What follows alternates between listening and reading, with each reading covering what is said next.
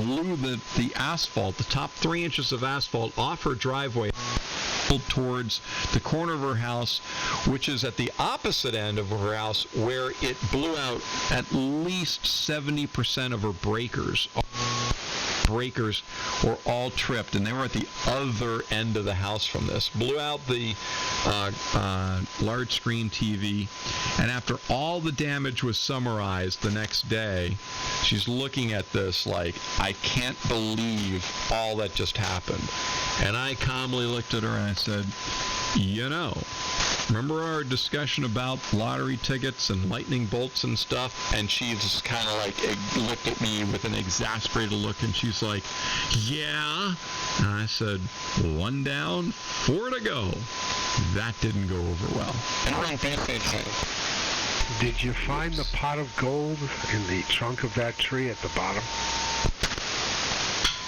No, the bottom, from about 40 feet up from the ground up to 40 feet, or 40, 50, something like that, the tree was fine. But from that point all the way to the top, the lightning bolt split the tree. So up to that point, it came down. So it was, so it was split. So the tree had to be topped. And her F-150 was completely written off. I mean, it would have needed to have every electrical device in it replaced. The amount of current that thing carried. I have videos. I actually posted videos of that online. So this whole thing about my saying that the lightning bolt acted like the groundhog in Caddyshack, I have video evidence of that. I documented it. It's quite a sight to see.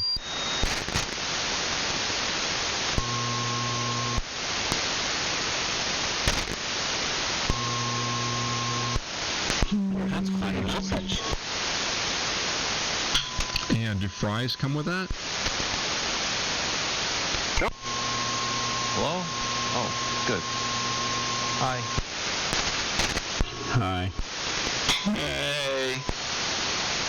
Mike, what's going on, Shaggy? Why am I so quiet right now?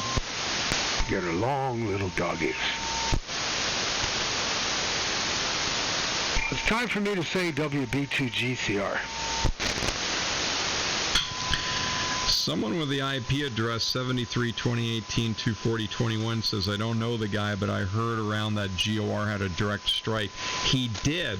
That's like the talk of the frequency, or the talk of the ham bands, this guy GOR. I don't remember the rest of his call sign, but he did. Blew out all his radios, set his house on fire, something like that, and his girlfriend doesn't want to have him have any more ham radio equipment in the house.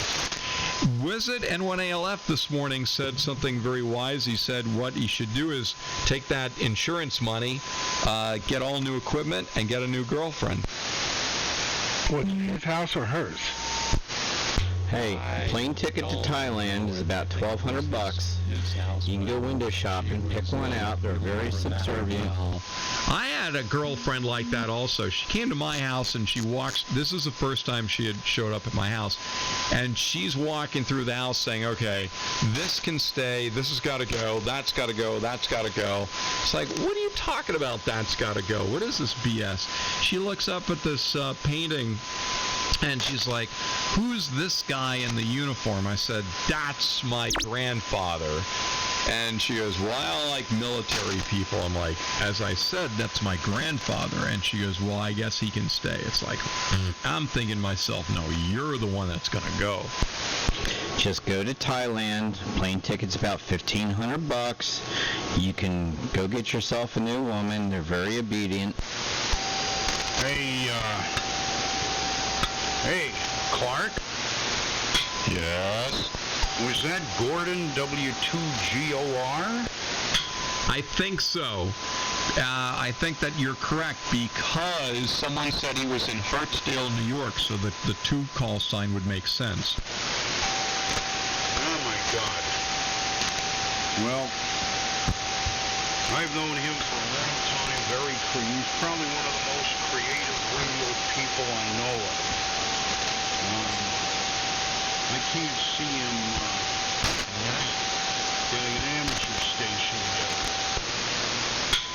Well, if you want to reach out to him, I'm sure he's got a very interesting story he can share. Well, I got his email. He's still doing that. Oh, I'm sure. I mean,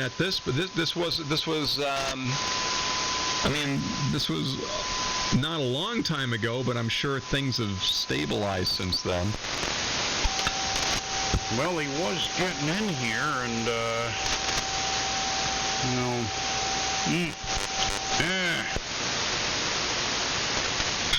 Gary WA1EIG says it went through his attic.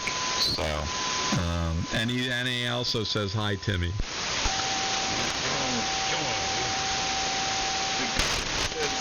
the lightning went toward his attic, or did Gary have a lightning event? No, I think that was adding to the story, but I know that there's been a lot of talk about that strike. It's quite remarkable because I tune around and just the people I've talked to, everybody is talking about GOR's lightning strike because it was that dramatic. I haven't heard anything of it, but if it went through his attic, and that's not where his antenna feed line came in, it's unrelated. Who knows? The shadow knows. I thought Bear usually knows. No, that's the bear's nose. That's different. Hey, Bear. Hello, Illy Bay. Yeah, I got a question for you, Bear. Yes. Do you shit in the woods? Does the tree make any sound? I'm sure he does. W2BTK. Well, I have when I was living at the other QTH full time, quite often. quite often. AB3AL. Load on a paper plate that was used earlier for the breakfast meal, and then into the Whittling stove with it. I don't think I ever did that, but the advantage of doing it outside is that it marks your territory with respect to real bears and other predatory animals. They'll stay away. Yeah, that's what I figured it would do. Well, the wild bear is Catholic, and the Pope shits in the woods. What?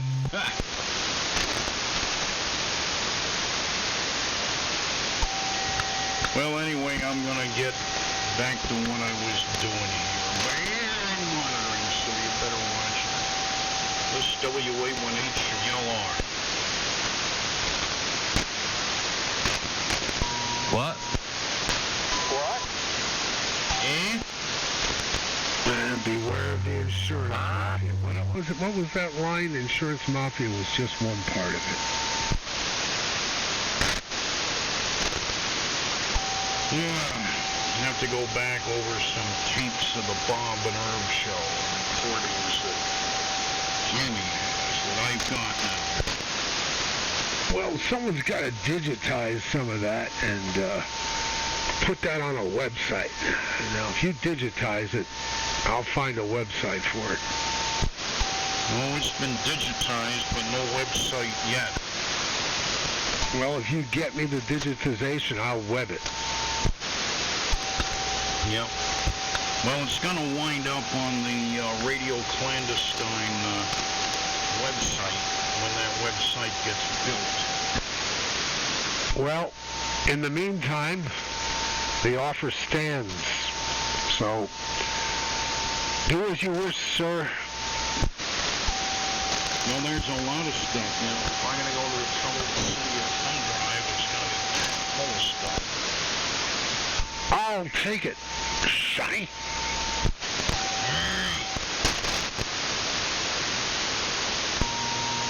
You guys are all on the internet right now. No, we're not. Yeah, you are. Nope. You're being rebroadcasted onto the internet. No, that's not broadcasting, but okay. streamed, but it's not a restream because you're not streaming. I don't know. What do you call it, Bear? Oh, Billy, I don't know, man. I've heard of that internet thing. No, it's webcasting. Well, you're all being webcasted. You're being repeated onto the web. I went down to Dick's Sporting Goods. I went into the man in the fishing section. I asked him for a webcasting rod. He looked at me kind of funny. Yo, how come I can't use, like, transistors without blowing them up? They're turds. Why? They suck. No, they take TLC. TLC, you have to use them right. What did you blow up, Billy? Come on, tell us. Uncle Clark wants to hear. Nothing more than thread-legged fuses. I agree, Timmy. They suck. I blew up, what is it? A 530, IRF 530, I don't know, some piece of crap. It blew a hole right in the middle of it. It went pop, loud pop. Little flash of lightning came out of the middle of it, and there's a big hole in it.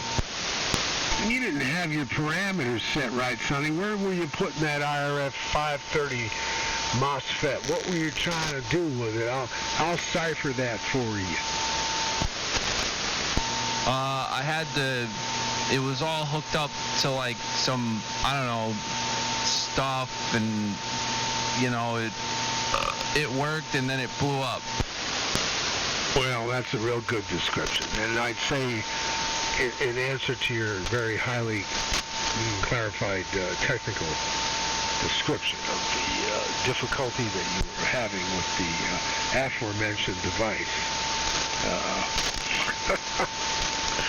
yeah,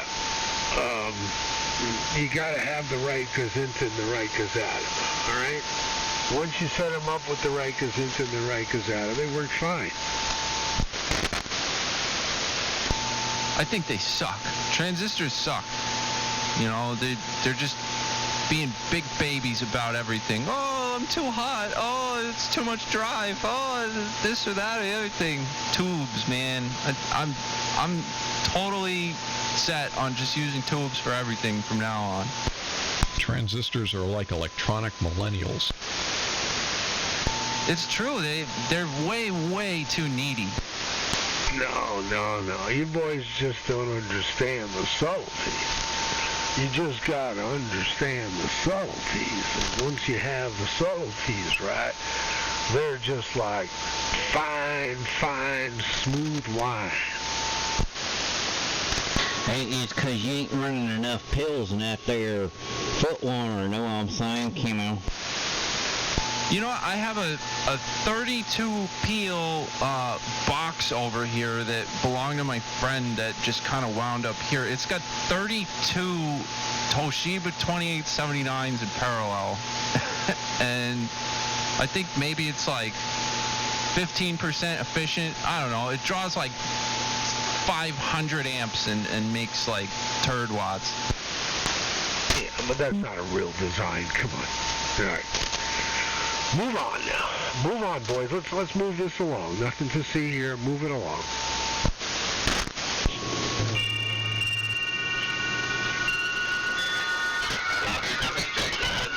Liberty Corner. Calling C2 of the free world and listening. I heard Timmy giving someone the business about being a super wide jerk. That really was funny as hell. If he's listening, I enjoyed that. Well, it's true. It's true. That particular individual, you know, you're going to put up with a splatter when he starts cracking. That was Herb, in case anybody wanted to know. Oh, I thought that was like just some random peanut gallery. But yeah, Tim, coming from you, I mean, they didn't know what to say. And that was great.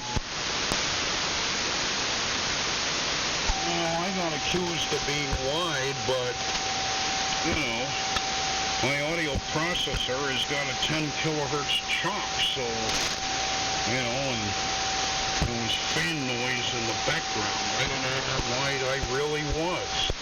That was fun. I'll say it once and I will say it again. I know I will piss people off, but you know something? I used to care. I don't care anymore. Yeah, W2BTK.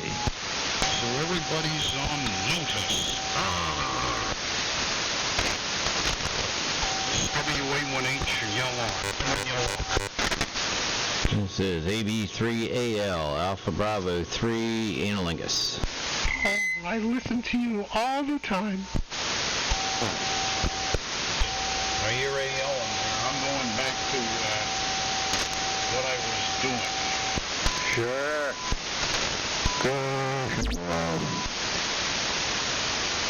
So Clark, did you get all your crap reconfuzzled over there? Are you back on the air at full capacity and happy?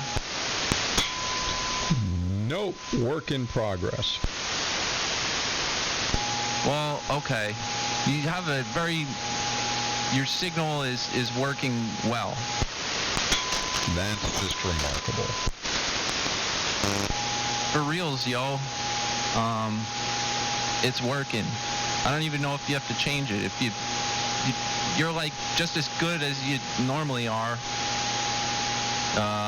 I guess it'll get better than it was before. Look at that. Like the Boy Scouts. You leave it better than you found it. I'm throwing about 10 times over here, Cameo. Clark's the channel master by far. Oh God, don't make me get my Echo box so I can be channel master. Yeah, man.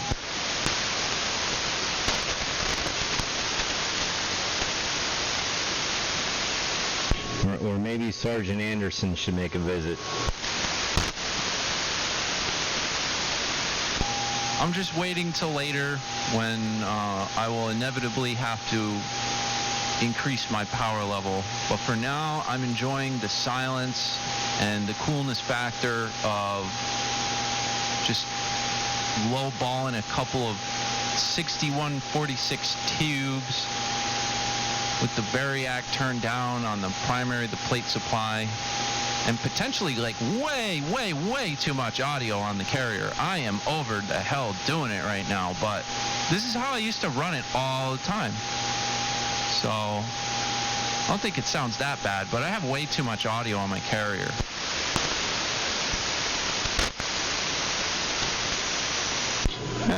Sounds fine here.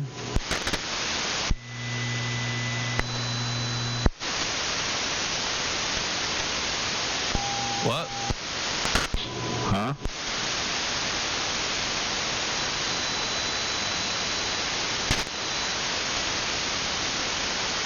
I got the lower slot bucket and upper slot bucket mode working with the vector signal generator, but I blew up my little interstage amp last night, and I can't really get on the air with it right now because it only puts out like plus 16 dBm at full spank, and I don't think that's quite enough power for anyone to really hear me.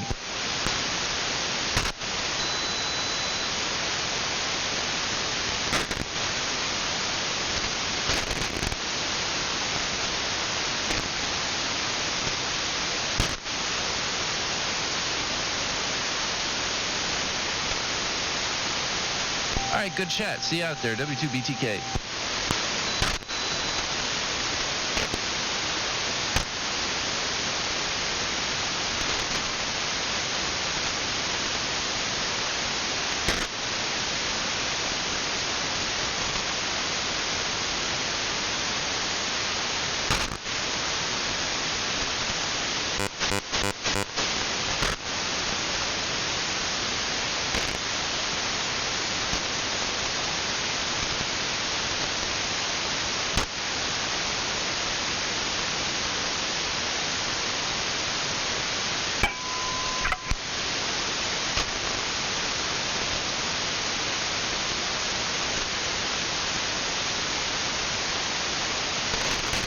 Well, this moment of silence is brought to you by the Democratic National Committee. Wait, that's wrong. That's just wrong. It's wrong. It's so wrong. Oh, the DNC's in here? Yes, it is. This is the official frequency. Hello, Bear. Hello, who's this? MMI. Oh, Perry. Oh, boy. It's good to hear you on from down there in the cradle of freedom, near the cradle of freedom, you know. 1 if by horse, 2 if by mule, and 3 if by kerosene engine. Something like that. Isn't that how it went? Hey, I got my horse outside. He's standing on the cobblestones in my cobblestone street out front of my house. And I'm having my next door neighbor Betsy. She's knitting me sewing me something together. I don't know what she's got in her upper sleeve, but she's sewing me something. An American flag? No, she didn't say that. She said it was a surprise. Properly. Surprise, Clark. Wool underoos? You never know. I was in New York City last night to go out to dinner, and as I was walking to this girl's apartment, I passed by a familiar truck, and I was going to do a video of it. I thought, oh, well, I don't have time for that, but I heard the familiar Mr. Softy chimes playing and the Mr. Softy truck there, and I really had to laugh to myself. Makes me think of Perry. I was going to say Mr. Softy, but then you said Mr. Softy, which is just incredible. Is there anything, like, open in New York? Like, I thought all that crap was boarded up. I see where you're going, Wes. No, focus. So I had parked, and I was walking to her apartment and passed an ice cream truck, and it was Mr. Softy, which, by the way, is Perry's nickname. So on your way to your date, it was Mr. Softy. You know, you have a job waiting for you in politics. Just take this training course. Now, Betsy Ross is probably knitting him some Magic Mormon underwear as we speak. Holy crap, is that you, Bill? I think he could use some wool boxers. I haven't heard you, Mr. William, in a while. AB3AL, W3MMR. I've been a little busy. The pandemic's got me busier than ever. Yeah, I've been busy. I started to slow down a little bit, just a tad, but we're staying pretty steady. You know what I was always wondered about? I guess we're going to find out. Yeah, cobblestones. How is that good for horses? How does it keep the horses, especially when they get a little wet from like just, sliding and falling? They're slick as all get out. I mean, how does that work? They're for ballast in ships, not horses. No, the streets were paved with cobblestones at the turn of the century when there were horses running around New York City. They were all cobblestones, granite. And the horses are a lot more uneven trained than you realize. Did you know if you take a piece of paper and you fold it 42 times, it will extend from the surface of the planet to the moon? What? Try it. What? So, Clark, you're in New York City, and there were things open? Like, there were restaurants to go to? I thought, like, that entire place was basically boarded up. Yeah, for indoor dining, it is boarded up. But what they've done is which they've done here in this town, I think it's a fantastic idea, is they'll wherever there's a restaurant, they'll block off all the parking spaces along the street right there, and they'll put the cement barriers, and then the restaurant gets to use that as outdoor dining space. So the restaurants have, of course, jumped on this. They put up like the tents overhead to keep the patrons dry if there's drizzle or anything like that. They set up outdoor tables. You have tables on the sidewalk. I mean, it was phenomenal, absolutely phenomenal. People love outdoor dining. Well, now you can go to a lot of these places. And last night was New York City, and it's all outdoor dining. It's magnificent. See, our restaurants are open back up, indoor dining. Yeah, they're not open here yet in my county, but there's pretty much every other county in Pennsylvania besides Philadelphia, Delaware County, Bucks, and Montgomery. I think everyone else they're all allowed to do indoor dining.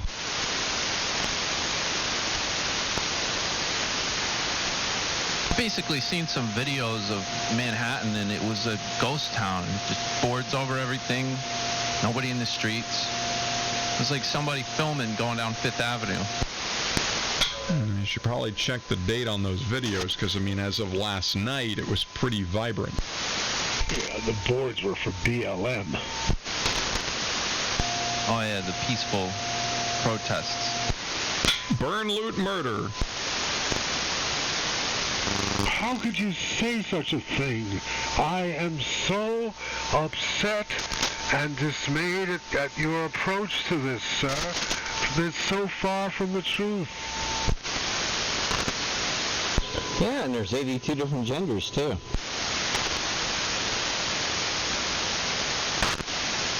You make a mockery. Do you refer to yourself as Z, Zer, or Zim? Incredibly, you were in a fade. Do I refer to myself as what? Z, Zer, or Zim, or one of the other 78 genders. Oh, not sure, but of the id, the superego, and the ego, I'm the superego. Do you have a cape? My name is Clark.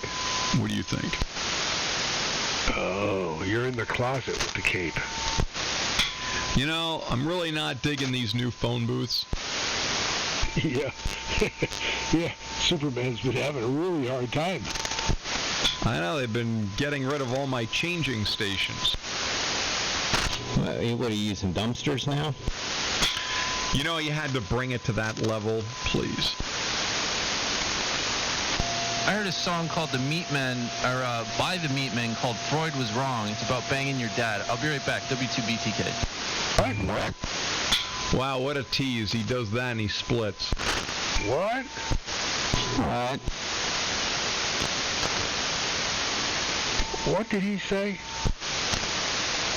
Well, which is actually funny, because I was at a steak restaurant last night, and the slogan for this, I kid you not, the slogan for this restaurant was Ted's, and the slogan is, "We want to put our meat in your mouth." Imagine having dinner at a place like that. Steak restaurant, ladies and gentlemen.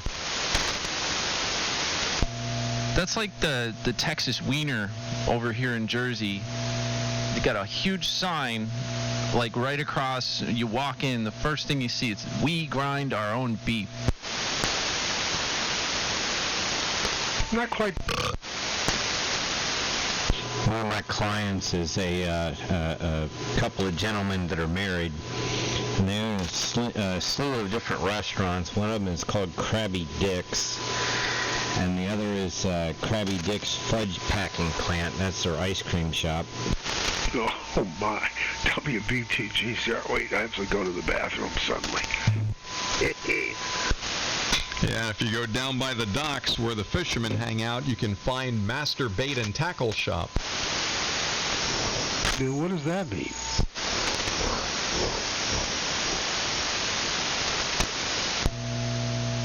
What does it mean? I don't get it. We actually have a fishing tackle shop in our town called Masturbators. No, you don't. Okay, no, you don't. Do you get it now, Bear? It's funny because masturbate and tackle.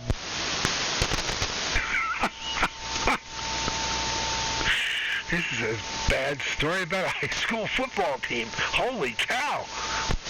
This is why people say what they say about AMers. And this, too, is true. Is a friend of mine lives in Nazareth.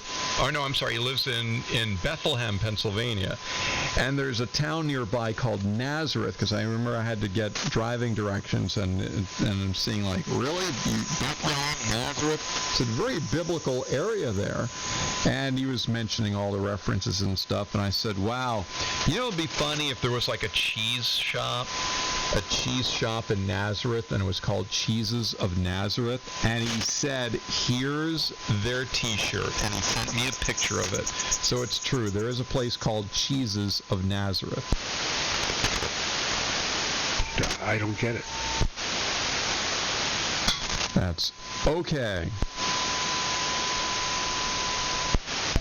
Jesus was black, and he drove a Suburban. Nah, I drove a Cadillac. No. Black Jesus definitely drove a Suburban. I have it in my garage. When he, well, it ended up with me. But I can tell you for a fact, Jesus was black and he drove a Suburban. No, he drove a Scion. He drove a Suburban with 3 Delco 22SI alternators and a very, very hot running 2x8. And he talked on Channel 19. Black Jesus, Tommy 2 Watt, the man with the slash, 47 UF chubby lover. Sometimes they call him Neo. Oh my. You know, turning water into wine would be a much more impressive trick than being in a strap contest. He was in a strap contest with Dave. With VW. He drove down and he was like, "Oh, I could key on your base station. Like, you got nothing." So he drove down there and parked in front of his house and like keyed. And of course, he got flattened in the mobile. Dave stepped all over him, but he leaked oil out there in the street, and it was there for years. And after he passed away, supposedly the legend goes that the oil spot is still there, and sometimes at night it glows. Jesus left an oil spot in your driveway? Black Jesus. No, I can tell you guys, the devil drives a Cadillac, not Jesus. Y'all going straight to hell. Place your hands on the radio, my brothers. Stand up and place your hands on the radio now. Can you feel the power? Can you feel it? Jesus wants you to send me $10,000.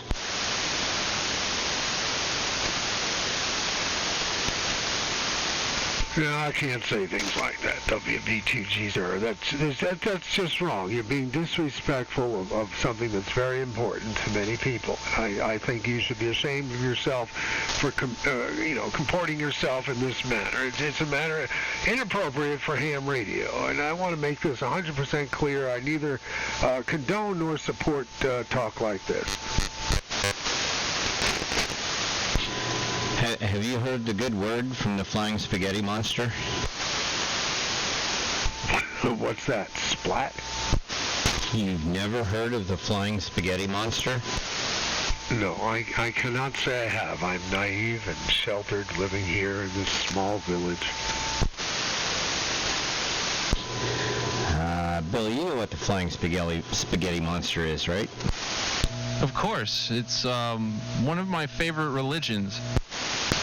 Yeah, Apostacarian. Apostatharian. Yeah, Pastafarian, whatever you want to call it. Yeah, worship the Flying Spaghetti Monster. May his noodly appendage touch you in ways you've never been touched before. Come on, Bear, I thought you literally knew everything. No, I don't know squat, believe me. The stuff I don't know, it fills books. Encyclopedia. He's the one that killed Jesus the second time. What? The flying spaghetti monster is the one that killed Jesus the second time around. What? Whoa, somebody in the chat's talking about Pastafarianism, Roman raviolis, and Ramanism.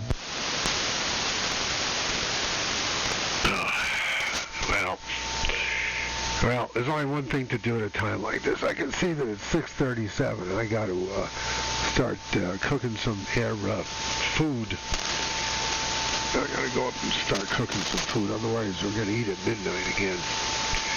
It's another case where if I don't take things into my own two hands, it ain't going to happen.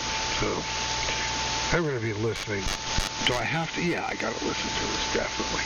So I'll catch you chats later. WB2GCR. You know, I had that same philosophy about my sex life. If I didn't take it into my own two hands, it would be non-existent. What? Wait, come on, Clark. Two hands? Hey. Yeah. He would eventually get it in the end. Hey, now.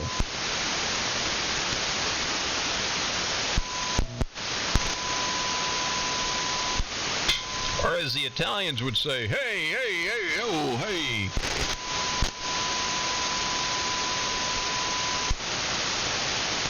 Oh, and Dave wants me to say LRB used to say kings, nobles, and priests to the scaffolds.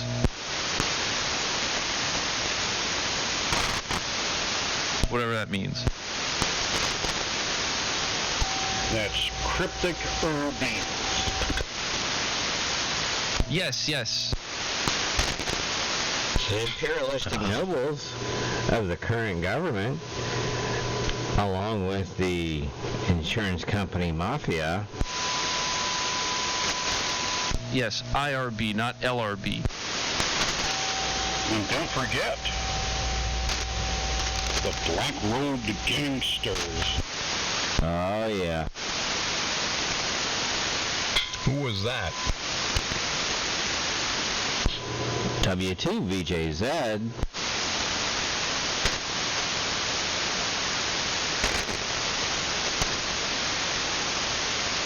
What? Is it some call sign W2BTK? Is it 10 minutes? No, I was curious who the black-robed gangsters are. All right, here, let me give you a little education here, Clark. Stand by. All right, here we go. Transmission commencing.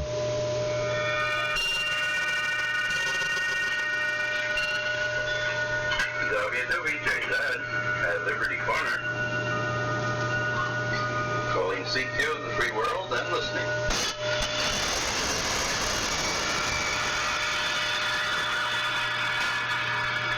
The U.S. Constitution ordains you and me and every American to be immortals.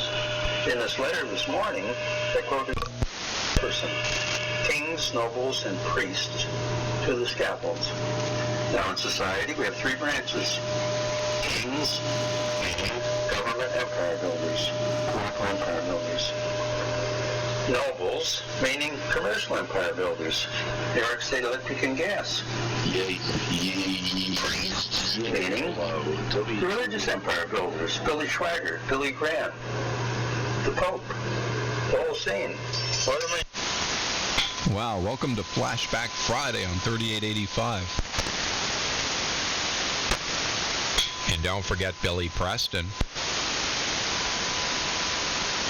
Jimmy Swaggart and Billy Graham. God bless Mel Gibson. Y'all are old. I'm old too now. I just turned 35 a couple days ago. Whee! Hey, Billy Preston was good show. I got a pair of underwear that old. Billy Preston, the mathematician who says nothing from nothing leaves nothing. What?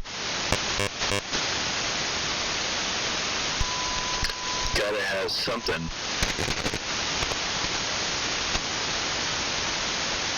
Popcorn Sutton once said, never date a woman that don't fart, because you don't know what else she's holding back from you. Who invented the Dutch oven? Not the kind that cooks food. Yeah, some sadistic boyfriend. Like, how long has that move been around? Ever since, well, gosh, ever since beans, the power of beans has been recognized. Ah, yes, beans. Beans, they're good for your heart. The more you eat, the more you fart. The more you fart, the better you feel. So eat some beans at every meal. Oh, the trick is to let one rip. Count to 5 and then start flapping the covers.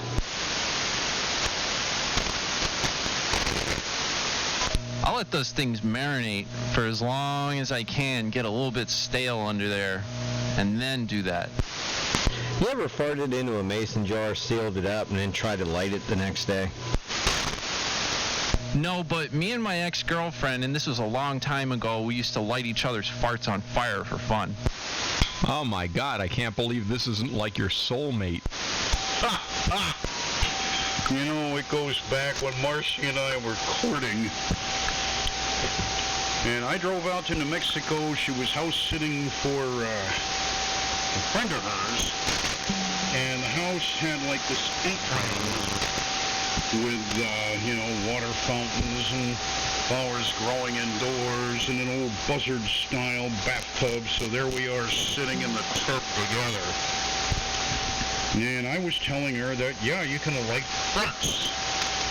And I forget what I had to eat, but man, I was just cutting them left and cutting them right, and they'd bubble up, blurp.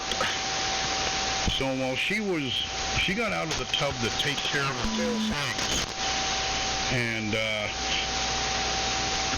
I had this glass jar, and I put the glass jar down in the tub, filled it full of water, and positioned it over my crotch. And every time I cut a fart, the fart gas would bubble up into the jar and displace a flosser.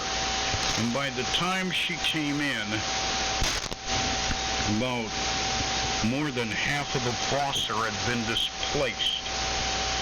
So I was telling her, you like farts. And I decided to demonstrate. Well, as I remember, I took the wand-type lighter used for lighting candles, and I got the thing going, and I very carefully had picked up the jar enough to let the water run out very carefully while holding the lighter there, and there was this little blast of really startled her. She never knew that farts would burn. You're lucky you didn't end up with a face full of glass shards. Yeah, well, Tim, between that and the Slimatron and all that stuff, I think this is great radio. Clark disagrees. He thinks we give, AM a bad rap. But, where are you going to hear about stuff like this? Except for on AM. I can't hear Timmy. Is he talking about the pissaline? If you listen around to some of the Slump Bucketeers, there's some entertaining stuff, but after a while, audio and sideband. Timmy, speaking of that, I got the slop bucket working with this vector signal generator with the quadrature modulation, and dude, it's really, really, really good sideband. It rivals AM. I don't know. It's so clean. It's I mean, it's worlds better than like an Anon or something like that. It's really, really impressive. Except I launched my interstage amplifier the other night, so it'll be about a week before I get that on the air. But, dude, I'm telling you, like, it's got very good audio. Like, I'm very, very surprised. I've never experienced something like this before. Well, there's no reason why you can't have high fiddle-dee-dee slump bucket. Yep. But you gotta leak through a little bit of carrier, maybe about 10 dB down, to allow for sync detectors to lock onto it, then it stays perfect. A lot of people don't quite understand that. Oh, man, you got carrier in your signal. Well, Clark, I had a little foray of 7200 not long ago. That's exactly what this... There's definitely some carrier leakage in there, and I thought the same thing. I was like, you know, that's a good courtesy for people tuning in. They'll be able to, you know, dead nuts lock on to that carrier. And it is. It's about... Well, it's a little farther than 2 dB down, but it's there with... you know, the slop bucket signal. That's a really good idea. Yeah, the only way to receive high fidelity slump bucket the right way is to use a sync detector and a pilot carrier to lock onto, or else it'll never ever be right. Yep. So this thing is shaping up to be, I don't know, really good. Like there's nothing you can really buy in terms of an SDR that sounds anything near as good as this thing on Slop Bucket. It's truly remarkable. I just had to work out how to feed the INQ signals to it properly to make single sideband. Making double sideband is very easy, but you've got to do some fancy footwork with digital signal processing to get the proper INQ signals to the damn thing to make just a single sideband signal. Well, there you go. Well, unfortunately, I don't have what I would call a good. Well, actually, I've got that SDR playing. I need to set that up, and that is what I need to demodulate what you have there. Clark, did you catch my comment? I invaded 7200 a couple of weeks ago. Oh my God. You went to the one flew over the cuckoo's nest frequency. Yep. Maybe you can hear the hum in the background. I'm up here in the bunker. I've got this homebrew linear amplifier that I acquired. I teamed it up with a power supply, rack-mounted everything, so I've got this amplifier with AmateurRadioLIVE. And I figured the easiest way to testicle is to hook it up to the Purple 101E that resides here. So I ran the control cable to the 11-pin pins and tried it out. Sure enough, things worked, and I was using it on the AM.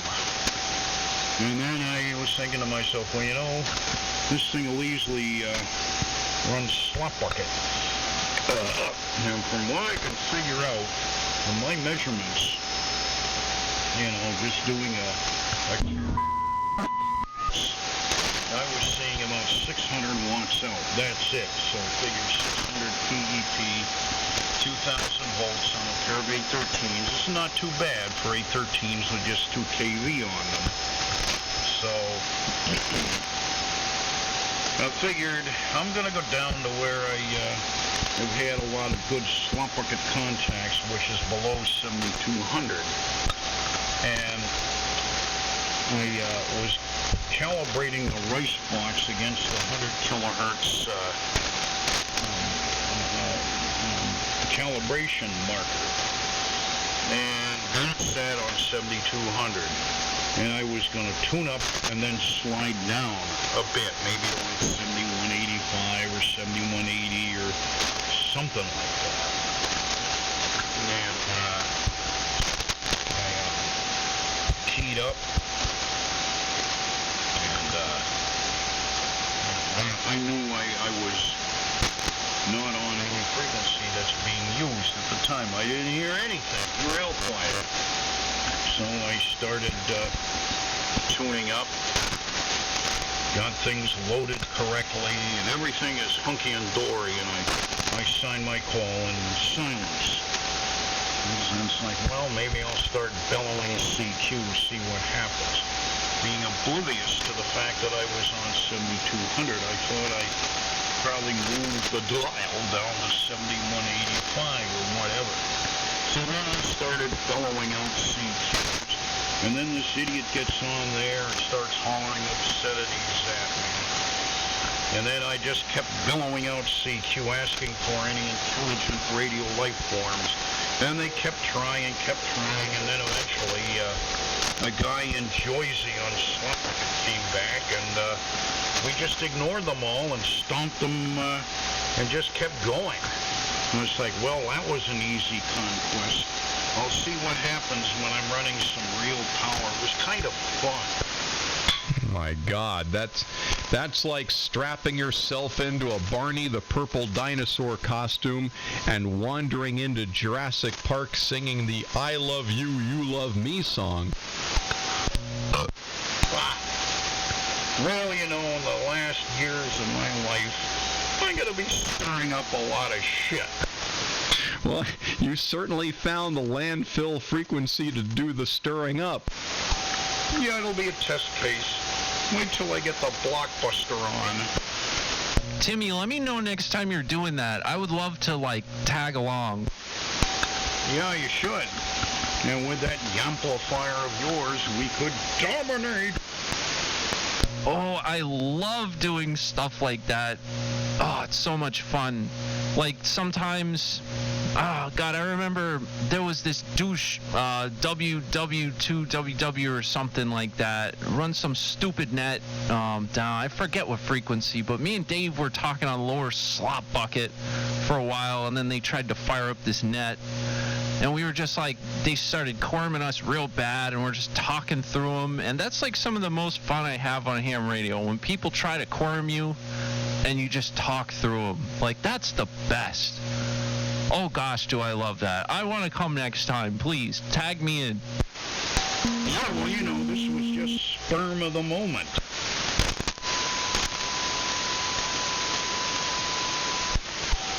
Well, now that I've been developing more effective antennas on 40, it's just I've been playing around with a wire array, and I've actually got both 160-meter dipole elements set up on 40, but it's at the top of the band. And depending on propagandization, one of the lobes favors the south, you know, the coast quite well, so it just goes right down to Florida. I've been able to work people in North Carolina in the middle of the day where I never could before. Can someone explain to me why WW2WW Timothy Schulteis has sit down for this? 43,807,148 lookups on QRZ. Yeah, botnet. Biggest idea. Well, if you're a prick, everyone wants to know where to send the FCC to complain.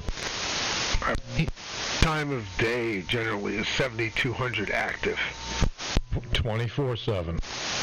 No, you can't hear anything on 40 half the time. What time is precipitation good? I haven't heard much on there lately. It goes 24/7.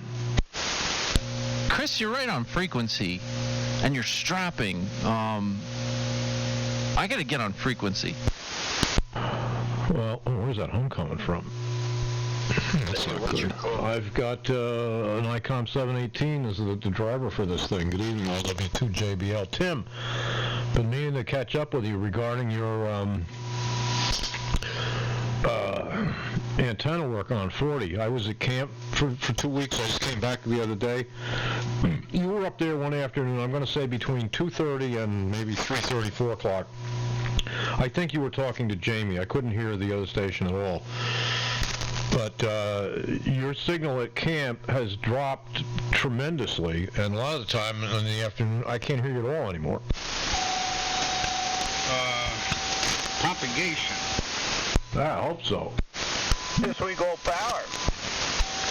Yeah, it's propagation, Chris. I've noticed that. You know, it's up and down, and then with my antenna experiments, you're one of the people I'd want to try. Excuse me. Talking with on 40 sometime during the day. What I'm curious about is where you're located there now. How far is the Atlantic from you?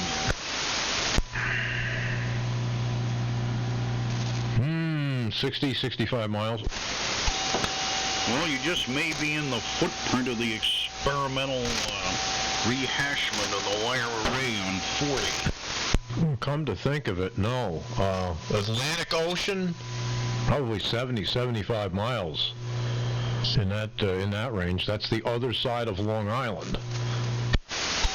Yeah.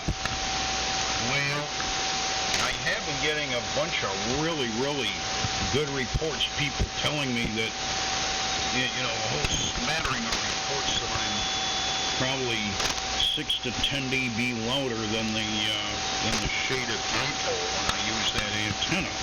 However, to the west, my signal goes into the turlet, but that was expected. Are you using that broken chicken choker?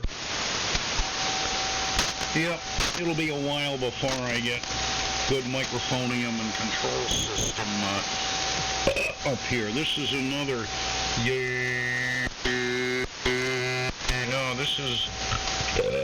this one works. It's just straight, unamplified D10-4. Oh, it sounds great, but the mechanical rattling and clicking is really annoying. Yeah, well, I need to get a push-to-talk system going. And I need to get a switching system so I can very easily go from this transmitter, this little transmitter, the Gonset Mobile rig, over to the FT101, and you know, I can run a bit of power on slap bucket now. I'm very curious to see what it does on 40 meters at night. One thing I've noticed is when a couple of times I've done listening in on the 40 at night, switching between antennas with the phased 160 meter dipoles, it seems to do very well overseas. And Jamie was telling me that he was interrogating a remote SDR in Ireland. You know, he wanted to check out the signal from the internet trading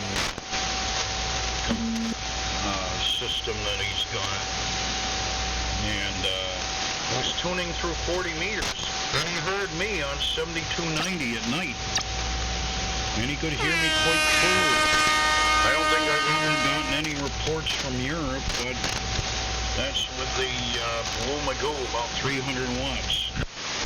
But geez, I worked all continents like 5 times over on 40 meters. It's been one of my best DX bands in my life. The band opens to Europe about this time of year, about 4 o'clock, 3:30, 4 o'clock, they start coming in.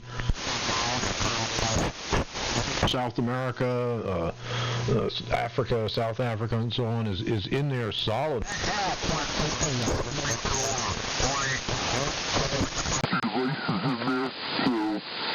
He did a pretty good job getting it to run again, that's for sure. Your band? I'm talking about below 7,200 on sideband. Well, A lot of Asia after midnight. down there before on YAM, I remember battling it out with a German station on 7160 that didn't like the fact that it was on YAM. Had the Tungsten 600 on, and we just went head-to-head for a while. Well, there isn't really any AM on there anymore, except for some person in Pennsylvania is promoting it on her website, and No, please don't operate AM down there. You have no idea how bad that pisses people off. I hear Piss Week carriers there. I think they're on the west coast, but it really just, it's out of place there. That's the freaking DX window. What? Old band, I mean, you know, I as a general rule, I operate AM at the top of the band, but I want to get some power going in Slap Bucket. And the amplifier I'm using from up here will do it. So in time, I want to try some higher power 40-meter Slap Bucket and play around with antennas and see how it goes. Well, that's fine. Just don't operate AM below, below 71, 75 or so. The extra band is pretty much the de facto DX window. But yeah, I'll meet you anytime on Slop Bucket down there. I got to duck out for a second and I got to see where this hum is coming from. W2JBL. I thought 7160 was like a big AM place, like for a long time. 40 years ago. Yeah, it was many years ago. And then I had conversations with a few people that say, well, geez, we need to establish an AM window down there. It's like, well, Jesus. Now that there's been a great decrease in the amateur population that's active, along with far fewer international shortwave broadcasters, it's like, why move all the way down there? You know, you got to retune everything, antennas, optimize things for down there, and I prefer to keep it up on top where everybody else is. You know, there's no reason to be bound and gagged and locked onto one frequency. There's all kinds of areas up there. I like going on like 7170, 7270, 7275, 7280, the whole upper 25 or so of the band. Well, what if you want to do like AMDX? Well, that's different. In that case, clear frequency is fair game. Well, there you go. W2BTK. PB3 anal leakage. Well, I'm going to get back to cutting some more pieces of plywood here. This WA1H yellow. Yeah, it'll be just fine, so you better watch it. All right, Timmy. I'll catch you in a bit. I kind of want to hear about Clark's antenna that's apparently being held together with shoelaces and bubble gum.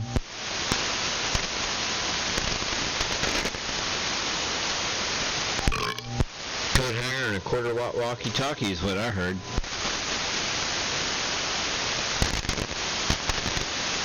He said he's got his antenna system all janked up, but it's working really well, so I'm kind of curious.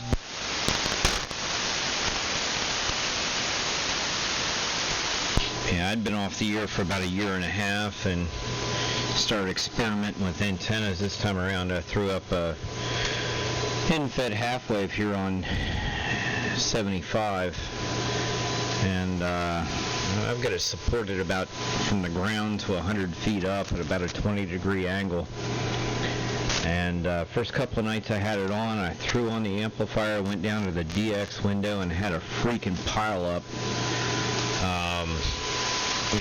It's worked very, very well. It's not as good for close-in work as my diaper pole used to be. Yeah. I don't have anything for DX anymore. I had a 20-meter vertical that I made out of wire, and I got my DXCC with that. I worked all kinds of tons of countries with that. But it fell down one day, and I said, oh, well. Well, the antenna you got now will kick ass on 20. Yeah. Probably be a little low-B, but if it's in the right direction, Yeah, I have some gain on 20. Oh, yeah. Oh, you'll have a lot of fun with it on 20 and 40. That's what I want to comment on before. You mentioned, I heard, I was listening to you talk about running the IQ generator on sideband. That pilot carrier, that's the original. In fact, I used to work with those systems, and that was the original commercial application. A sideband was with pilot carrier and synchronous detectors. This is the 1950s it started. Nothing new. And it was very effective. I used to work in the marine electronics business, shipboard sideband transceivers, and they all put out the standard was 16 dB down, pilot carrier 16 dB down, and it worked fantastic. Now the amateur sideband world, the ESSB guys and so on and so forth, for whatever reason, those people have either don't know about it or have yet to figure it out. But it works great. Yeah, I'm excited to get on and do some slop bucketeering with this thing, because, like, just with the testing that I did, like, basically the output of this is so low that I can pipe it directly into my SDR receiver and just test, so I, like, really hear what it sounds like. It was impressive. Like, it wasn't that much different than how I sound on AM, you know? And when you're dead nuts on frequency with the synchronous, it was like, forget about it. And the nice thing about this is, like, well, it has more bandwidth and like, it just completely unrestricted. Like, if I wanted to, I could play square waves into the damn thing, and you would see square waves on the scope, you know? Like, try that with it on. You put a square wave in there, it'll probably come out looking more like a triangle. Oh, yeah. Well, one thing, I have a transmitter here that'll do pilot carrier. It's a Hallicrafters HT37, which is phasing sideband. And it's basically, the bandwidth is only limited by a couple of audio transformers. It'll do like 13 kilohertz bandwidth on sideband. And I did do some tests with people, I forget who, a few years ago, guys with flex radios, inserting pilot carrier, and it seemed like, and this is earlier, Flex 1500, Flex 5000, and so on. This is before the Anon was on the scene, so I don't know how that would react to it, or the SDR play stuff that's out there. But what I found was that the 10 dB down or 16 dB down wasn't enough for those sync detectors to lock onto, and I had to run pilot carrier almost to the point that you could demodulate me on AM with a regular detector. Now I'm sure there's got to be better hardware and software out there for that today. There's no reason why you shouldn't be able to do it. Yeah, no, you can do it. It works really well. Dude, it's impressive. Like, I just, my mind was blown once I got it working. And as far as bandwidth, I mean, there's zero limitation. This signal generator works from DC to 3.3 gigahertz, and the only limitation that you have as far as bandwidth is whatever sound card you're using to feed audio into it. And, you know, I have 192 kilohertz sample rate coming out of my sound card, so you consider the Nyquist limit, I can do 96 kilohertz wide audio, you know? Not that I have anything that is that wide to transmit, but in theory, like, you know, I could do 96 kilohertz wide single sideband. You could have subcarriers and multiplex, kind of good stuff. I'm telling you, man, like, if you think about it, and not that I'm, like, promoting or condoning this, but a vector signal generator is, like, the pinnacle. Like, if you want to do, like, QRM stuff, Jesus Christ, like, you know where I'm going, but, like, there's just zero limitations to whatever you want to do. You want to transmit with, like, 10 AM carriers and modulate them all, go ahead. Just, you know, feed it the correct I and Q. You want to have 96 kilohertz wide slop bucket, go ahead. You know, it doesn't matter. It'll do it. Hey, you got a big amp. You could blanket all 40 channels with your signal, and you got a big enough amp that it'd have the headroom for the added bandwidth. Yeah, hell yeah. You know, it's an amazing piece of technology. I'm surprised that more people don't get on the air with things like this. But, you know, the fact that you can go out and buy an Anon, it's just I would assume not much curiosity, you know, because that's good enough. Yeah, I'm not capable of the math required to work out what you're doing and so on and so forth. I don't have a college degree. I'm a hands-on engineer. I'm sure I'd figure it out eventually, but if it's over my head, the average ham, oh boy. Well, it's not that bad. My buddy Jerry's been helping me. He's like a radar technician. He's really, really good at math. And he showed me this program called New Radio, GNU Radio.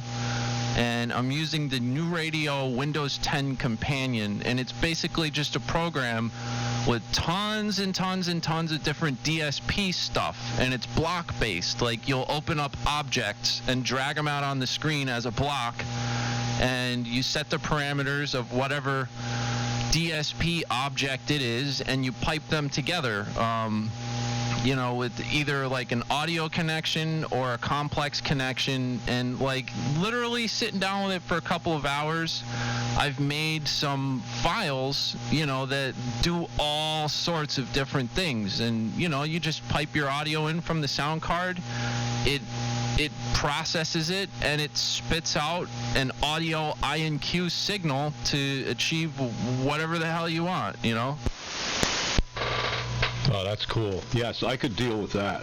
I could definitely deal with that. Like the Hallicrafters transmitter, the phasing sideband, all of that phase splitting, the INQ is generated with hardware, passive phase shift networks, twin balanced modulators, with, you know, 2 audio chains and so on. It's very, very hardware based, and the SDR is that system in software. It's actually pronounced GNU Radio. GNU Radio. So you know what I'm talking about. Yeah, I'm a Linux engineer. So, yeah, look, I just opened up my GNU Radio file for lower sideband. I've got an audio source block, right? Feeds a bandpass filter, just simple audio bandpass filter, into a Hilbert filter. And then that feeds a complex conjugate. That's how you get your phase shift. And then that complex conjugate feeds complex to float, which just, I guess, converts it back into audio. And that feeds an audio sync output. That's it. I dragged 1, 2, 3, 4, 5, 6 blocks onto this page, configured the bandpass filter, set the Hilbert filter for 4,095 taps. And like, that's it. I just connected the things together, and bam, it spits out the correct INQ I need to make lower sideband. You get rid of the complex conjugate, and it makes upper sideband. Like, it's actually easy. Yeah, there's actually a couple of GUIs for that gives you an actual radio front end, and you can link it to saved programs you have in GNU Radio, and it'll recall them. Makes it a little bit more user-friendly to get on the air, but it's still a pain in the butt. What are you using for RF generation? The vector signal generator. It's Roden Schwartz SMIQ 03B vector signal generator. Yavo. W2JBL. Who's the other station? 93AL. Hi, Dave. Sorry, I haven't heard you in a while. This is Dave, right? No problem. I haven't been on in a while. The pandemic is keeping me quite busy. I do a lot of IT and security camera work for police departments, and I got all kinds of federal money right now. It is Dave, right? No, it's actually Mike. Sorry, Mike. That's interesting because I'm retired from Motorola Public Safety Radio, and what people I know that are on the job around here are telling me is that with no tax revenue coming in, In a lot of towns, they're slashing budgets, and it's very noticeable. Should I say this on the air? A tremendous number of local and county departments in this area have drastically reduced the number of patrols that they have on the road because of lack of money. Yeah, Delaware, everything is funded by the water and the power co-ops and property taxes. No, it's a different deal up here, and I started to notice it really right when the lockdown started. And there was nobody on the road. I said, wait a minute, nobody's on the road. I should be seeing the cops all over the place. They stick out like a sore thumb, and they're not. And then I started to find out that a lot of agencies have just slashed the number of patrol units they have out there. It's pretty obvious at this point. You drive by a police station that normally keeps, 6 or 10 cars on the road, and there's 30 cars out back in the parking lot that ain't moved in a month. Well, that's because they're allowing everybody to loot. Well, fortunately not here.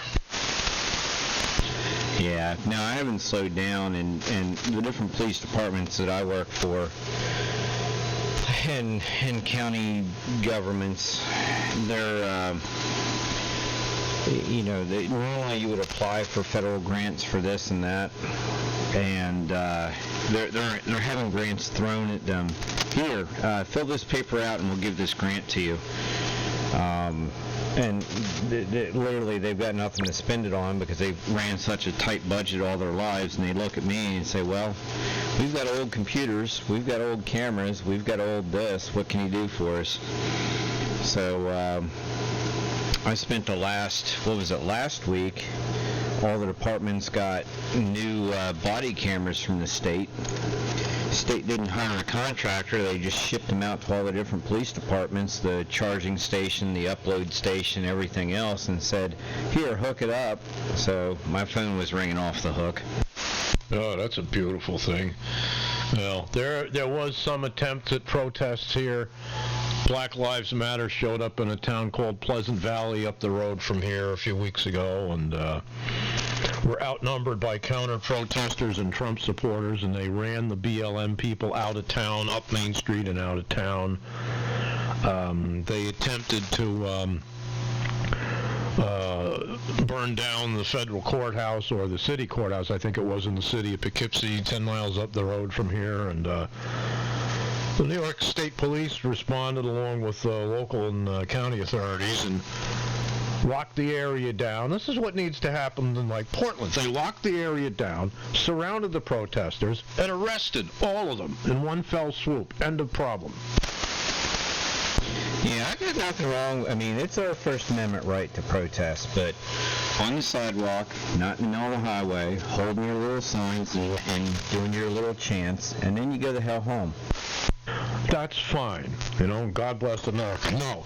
This was an angry mob gathered at 2 o'clock in the morning outside the courthouse, with torches and pitchforks, and, proceeded to try and break in and destroy the building. And I love it. They just locked everybody up. Well, you saw the news report that came out of Tulsa, Oklahoma, when the riots started down there. The Tulsa Police Department went in, locked them up, turned them over to feds for terrorist charges. When the national media asked the police chief why did he do it, and he said, well, this is Tulsa, this isn't Portland. Oh, God bless. No, I hadn't heard that. I don't watch cable news. I get mostly from the radio, but it wasn't reported in this neck of the woods. That's wonderful. Well, like that sheriff down in Florida, when he gives those speeches, all you looters and stuff, well, the citizens of my county all own guns. We encourage them to own guns, and we encourage them to use it. And in Florida, they can use them to defend their homes and their businesses. So, y'all come on down and see what kind of time y'all have. Yeah, you loot, we shoot. Unfortunately, we don't have a stand your ground law in New York. In New York, if you go out on your front porch cradling a rifle or with a holstered handgun, if you go out on your porch with a handgun holstered and unsnap the snap on the holster when there's an angry mob in your front yard, you go to jail for brandishing a firearm. Wow. It's almost that bad in Maryland. It's worse in Jersey. Yeah, and it doesn't always go down that way. People are well armed in this neighborhood, and the cops are more sympathetic to, that sort of thing. So, anyway, W2JBL, I guess I sidetracked everybody.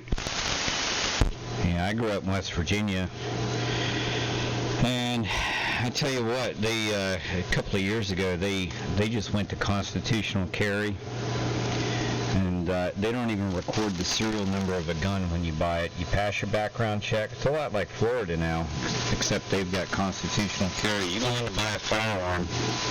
They do the federal background check, and then you hand cash to the clerk, buy whatever the hell you want. Don't write down the serial numbers or nothing. They refuse to. I have to go to the county office firearms unit and apply for what they call a coupon to purchase an additional handgun. When the coupon comes through, 4 to 8 weeks, then I can take the coupon to the dealer and pick up the gun that I already paid for. That should be illegal. I mean, to me, that just seems like the definition of infringement. People's Republic of New York. Jersey's not any better, man. The gun law here is simple. No. Yeah, I know that. It sucks.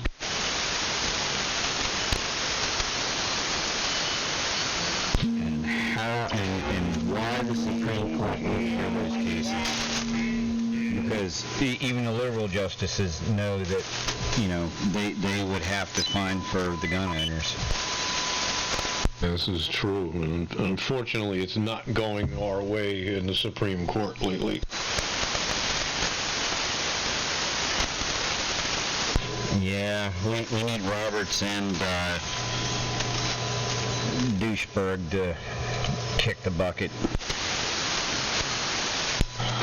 Well, Ruth Buzzy's not far from Heaven's Gate. I don't wish that on anybody, but that's the fact.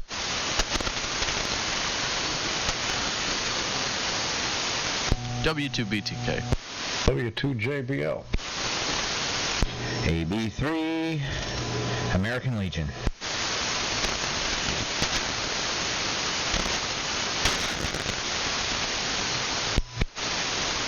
Has anybody heard Young Connor on here? Last I heard it 2 months ago, his amp blew up.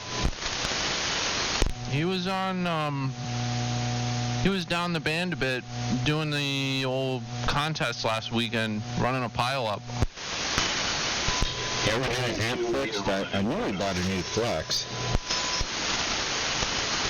I don't know about his, home station, but he's been getting on that badass remote and stuff. I haven't heard him hanging out up here very much, but he's definitely been operating.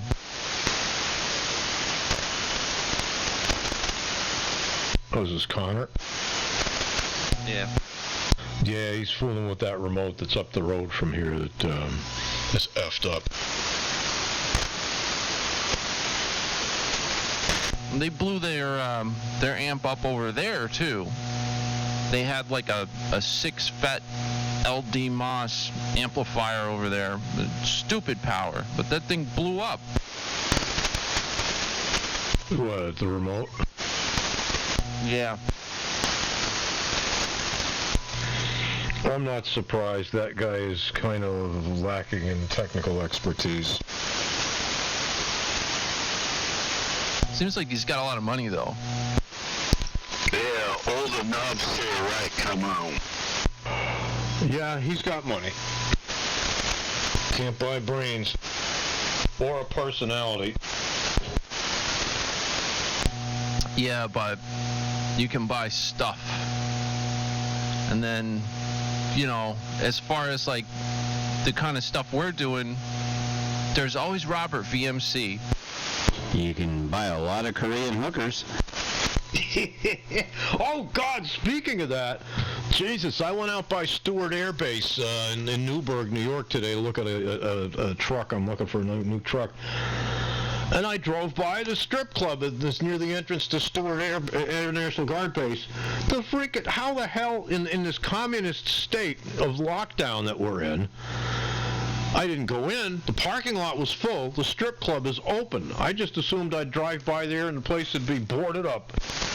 Well, it's because they can't discriminate against single black mothers. No, this is white trash dancers. This is an upscale club.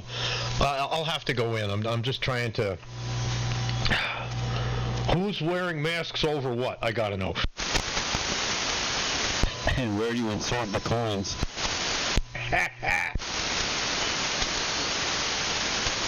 Was that ENY I heard in there?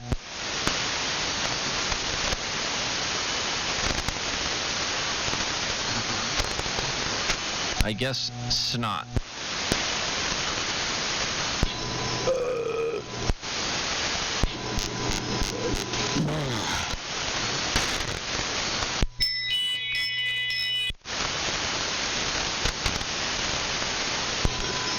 Don't make me go out in the backyard and get the wife's wind chimes. Well, it's in a tribute to Herb W2VJZ and his chimes. I'm using his transmitter. Everybody take a shot of maple syrup. You got it. This is the Empire Buster.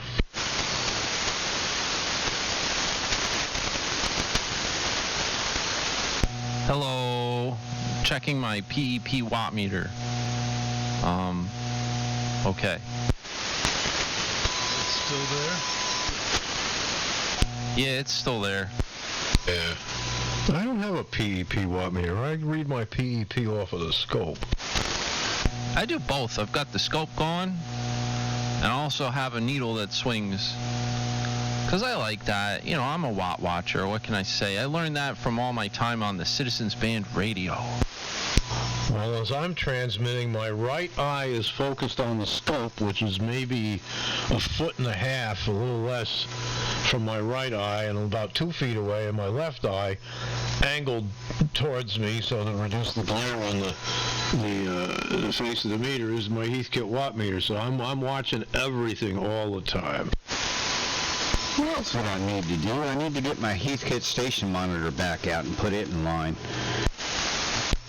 Oh, I love these HM102 watt meters. They're quite accurate, and they're cheap and easy to repair when you accidentally hit them with 6 kW PEP and no load.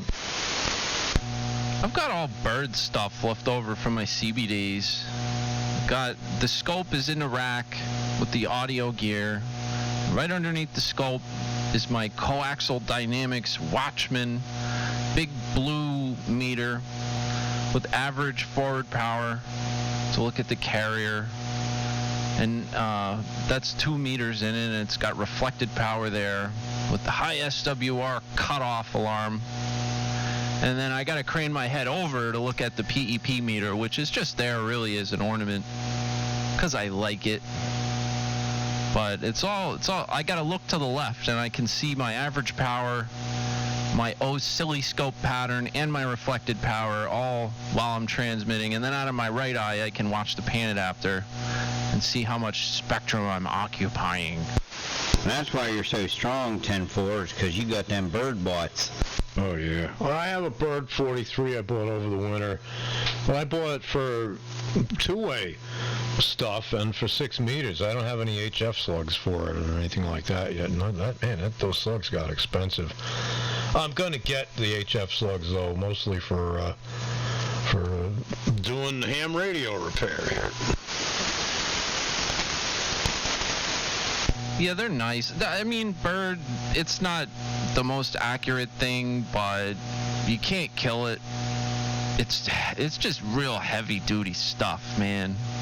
The elements are kind of annoying, but, I mean, you just get 2 through 30 megahertz. I think that's the H denomination as far as yo, bird slugs go, and that's it. You get yourself a 1,000 watt or a 2,500 watt or whatever, and like you shouldn't need anything else unless you need small ones for reflect. I think I have a 50 watt 2 through 30 megahertz in there for reflected power. But I have, once you buy them, like, you know, you just have them. Yeah, I can't quite justify it. I'm gonna do it for because I do amplifier, I do ham radio repair, so I need to have it so I can show customers, hey, this is, you got 974 bird watts, and that's all she wrote, and you know, like that. But on the air, I've got the Heathkit meters. I've got a bunch of the Drake W4. The W4 is a very good meter, and they hang in there nice. They do blow up, you know, if you make a mistake. But, and I have the bird panel. I have the 19-inch panel with the thing. It takes 2 slugs in it, but it's missing the meter. I got to buy a meter movement for it. I'll probably get VHF slugs for that. You really got something when you got a doozy meter. I got one of those in the other room, the rack-mounted, the single meter, the dual line section, and the little switch to go from forward and reflected, and I use that on the input of the Viking 2 or the 810 rig or whatever I'm using, but that's in the other room, you know, that's just there kind of for testing and stuff like that. I don't use it as much, but the bird stuff's great. I mean, you remote it. Like, I have a dual line section bolted right to the back of the amplifier with a coaxial dynamics variable RF tap bolted to that, and like I just run 3 lines out here to the living room, and I got my scope forward and reflected. It's beautiful.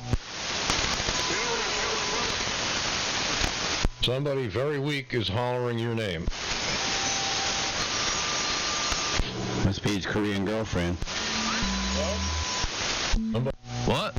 Stress call. Billy. Hi. Who dat? Oh, N9 GTO. Hey, Louie, what's going on, man? You're a little piss weak right now, but you're in there. I hear you. How you doing? I don't know if anybody can hear. I can't even hear you that well, but you're in there, buddy.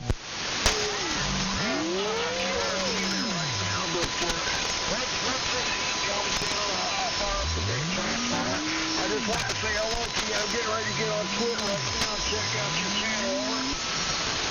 Oh, yeah, well, thanks for stopping in and saying hello. I heard you getting on 40 meters. That's cool. I got to start doing that pretty soon. And, yeah, check out the channel. We're live streaming on Twitch, twitch.tv/AmateurRadioLIve. Live. No more sniff my balls. I'll find it here in a second. All right, Louie. And yeah, no, I got rid of the sniff my balls username, and now we're legit. It's Amateur Radio Live. How about that?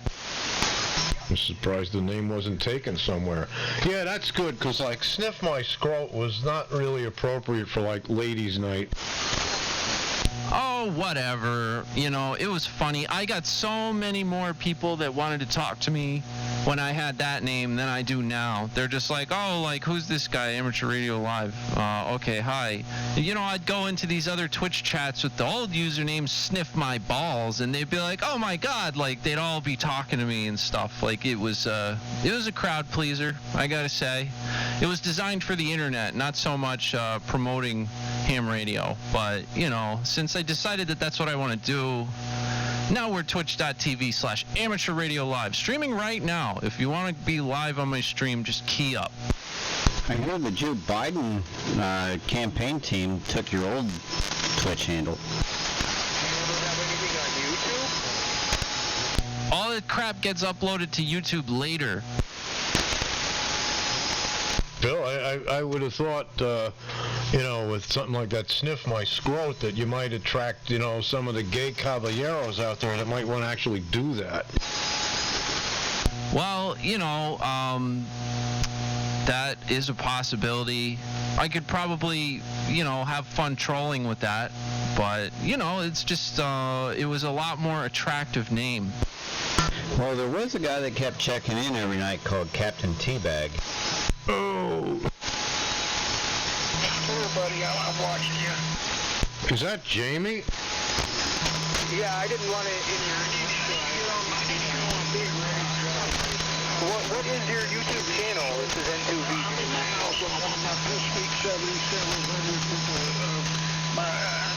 Wow, there's two other stations. The guys down south have opened up. Yeah, hi, Jamie. I hear you. Not real loud. I'm home. When you were talking to Tim earlier in the week, I know, well, you were on with Tim on 40 all in one afternoon, and I could hear Tim. I couldn't hear you at all, which was weird. Usually I hear you quite well from home, but yeah, I do have you in there, and I just wanted to say hi. W2JBL. Yeah, Jamie, I heard your question. If you want to find the YouTube channel, all the past streams are up there. You can find it two ways. The direct link, youtube.com/c/amateurradio, or just search for 631NJ and it should come up.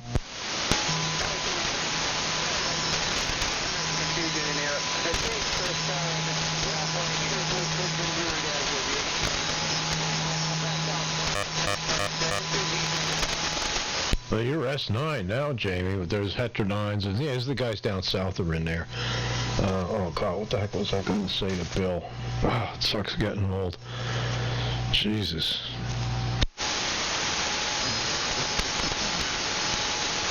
I don't know. I'm going to say something to you, and it just faded out of my brain.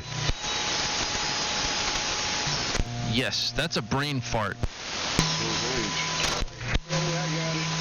Yep, well, hang on, because as you get older, it gets worse.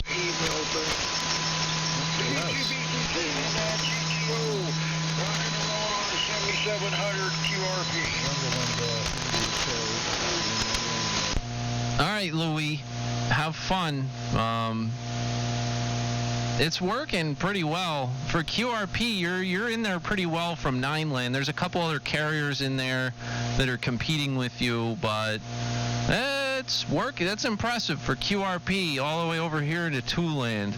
And 9GTO, W2BTK. It's all about the antenna, my friend. That four-way voice was making it yeah, I'm in the room now.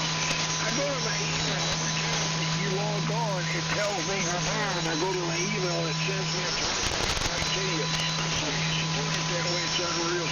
But have fun, Billy. I look forward to this fall. Like I said, my capacitor again today. My 10 microfarad, 40 microfarad capacitor with my mini split went out, so I'm going to install it tomorrow. I'll be up and down the air tomorrow night with the real station and then GTO. Alright, yeah, sorry to Cap pooted out on you, but you get it fixed, and I'll catch you tomorrow night on the big rig, 10-4. Sounds good, and hey, thanks for having notifications turned on. Hee. Yeah, I think he signed. I know what I was going to ask you, Bill. I have a YouTube channel. There's a bunch of music video and some other stuff on there. And if I go on Google and do a Google search on that name, my stage name, and, my stage name and YouTube channel, it won't come up in the results. What do I do to promote that site to the point that somebody's searching on my stage name, the name, the name of that account? What do you do? Do I, hire a bot or something to do, 64,000 views of some of my videos, or what? Did you enable advertisement in your account? Advertisement? Yeah, Google won't promote anything on YouTube unless you've enabled advertisement. As in, I'm gonna sell, sell stuff? Yeah, they can run hemorrhoid cream ads over your videos. Oh, no, I didn't know about that. Okay. Well, there's that. That's important. But the other thing is the YouTube algorithm, which is a little bit complicated. And basically, if you want to come up on YouTube and, you know, subsequently on Google and everything, you need to upload a lot. Like, I would say, like, every couple of days, you need to upload something. That's really important. Jesus. I don't generate that much content that I'd be able to do that. I mean, I upload stuff every couple of months. Yeah, you can read about the YouTube algorithm. It's like really weird, but that's like a big part of it. You gotta make content, and then you're so much more likely to get like featured and come up. When people watch similar videos, you know, it'll throw you up there. It's like the problem is, let's say I'm talking to you on here, and I say, hey, why don't you check out my YouTube channel, and I give you the name of the channel. If I go plug that in, I can't find my own channel. I have to, or if I want to send somebody a link to my channel, I have to go to my account, sign into my account to get the, you know, to get that address, that URL, and then copy and paste it to an email. It just, you know, it's just like I don't exist. Well, you can change that URL. Like right now, it's probably just like a bunch of random numbers and crap, right? You can go into your settings there and choose like a name. So like, for instance, mine, like if you type youtube.com/C or youtube.com/channel/whatever you put, you know, like you can do that and simplify it a lot for yourself. You also have to make sure that you check make this video public. Because you've got the option, make it public or private, and by default it's private. That I know. I figured that out.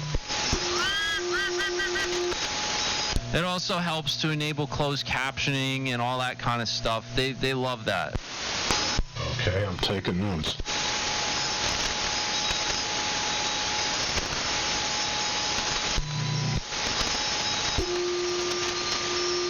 I haven't even made it to the point where I can like monetize my YouTube, you know, like there's no ads on any of my videos, which is good, you know, but it's, you gotta have like a serious channel to do stuff like that. I just want people to be able to find it. If I say the name of the channel, they should be able to easily, you know, find it and go there.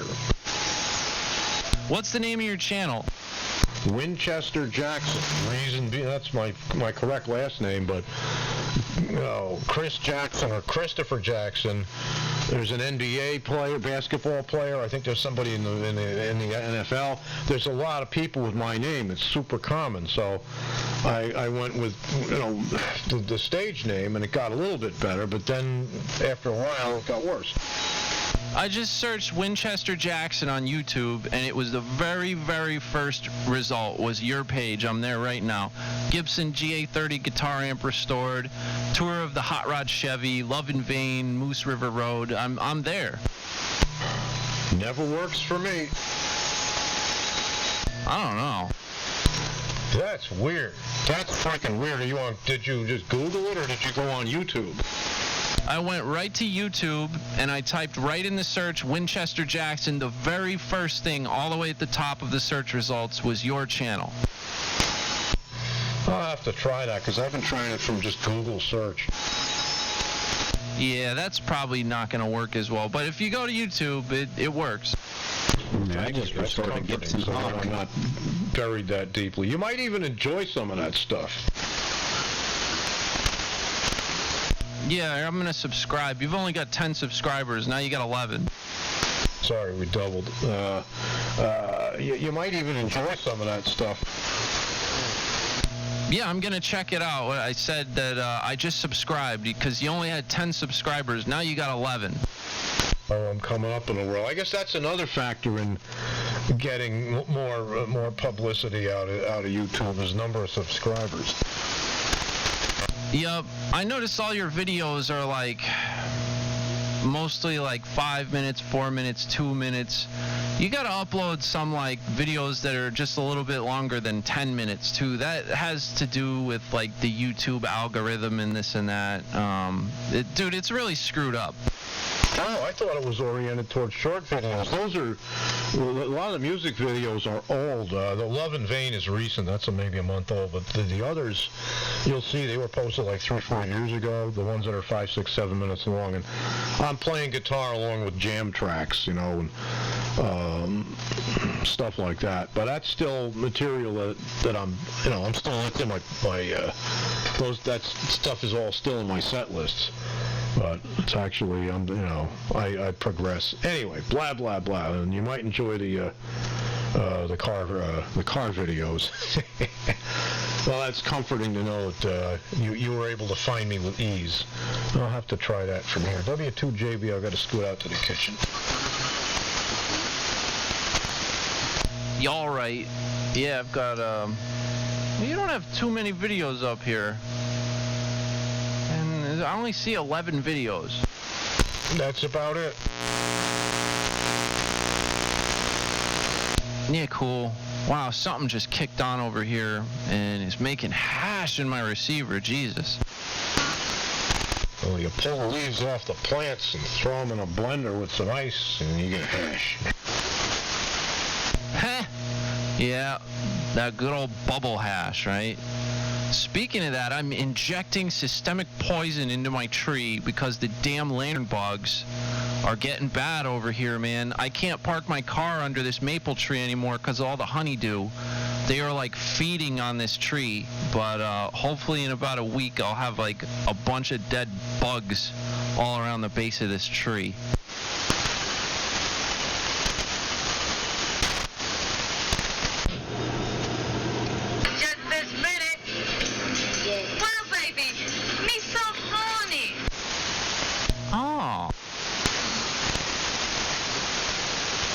That'll be Chris later at the strip club. No, you too buckle big. No buckle, so brother, too big.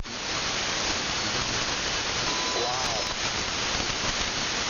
Yeah, wow. Welcome, 3885 on your AM dial. This is W2BTK. 83 American Legion.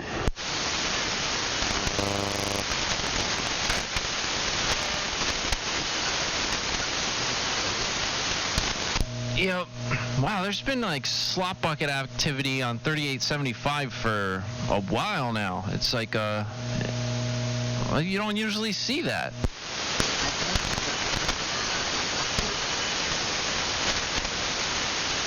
Well, that's because 3873 has been vacated. I was afraid of that.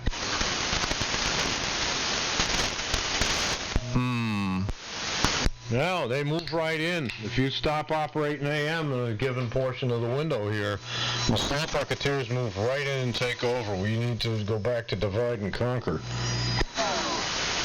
You know what I think is also contributing? There's some kind of interference, like centered on 3870. It might be one of those like harmonics from the broadcast station deal, but like I'm seeing that.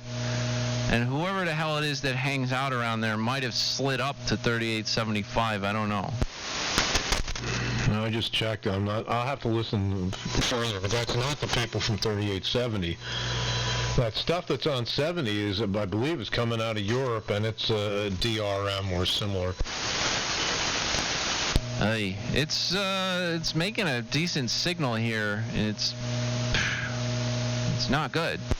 Yeah, it's some commercial or military entity, because in Europe, in fact, in most of the world, this band is done. The upper end of this band is 3800. Oh, yeah, that's right.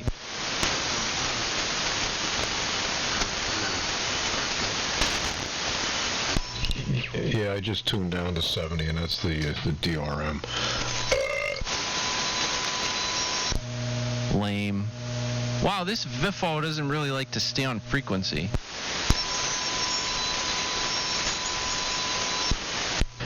Well, it's 1930s technology. It hasn't drifted too much, but I'm going to see if I can touch it up. Yeah, they're actually very good, but they're not, people that grew up with rice boxes, when they get an analog VFO, oh, it drifts all over the place. Nah, they're actually pretty good.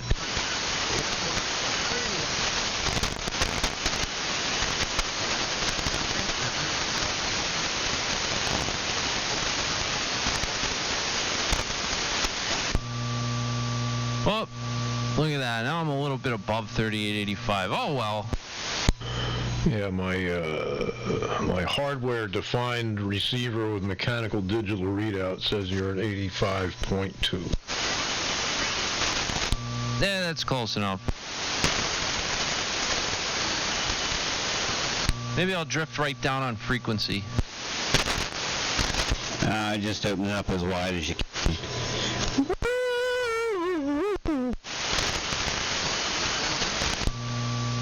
I could go a lot wider than this, but I'm pretty decently wide. I think I'm running about 15 kc wide at this point. Yeah, I can. In fact, just for giggles here, let's open this thing up. This is with it. Oh boy, watt meter goes crazy. Wow, watt meter goes way up. I do that. This is unrestricted bandwidth. Yeah, that's wide. Do that again.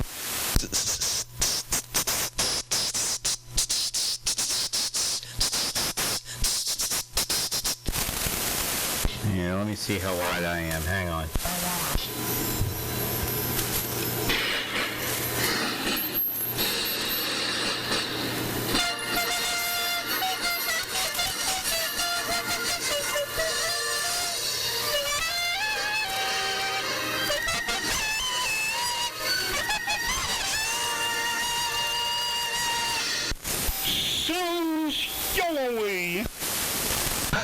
I love that kazoo crap. Chris, you're like, I guess you had like audio out about, I widened it out to about 28.9 kilohertz wide, but it was going past that, but I think I might be a little overshooty. Hello, Timmy! All I did was open the EQ. I usually roll it off. It's all done by about 6. So I just opened everything up the way some stations in New England do. I've never swept this transmitter, and I need to do that.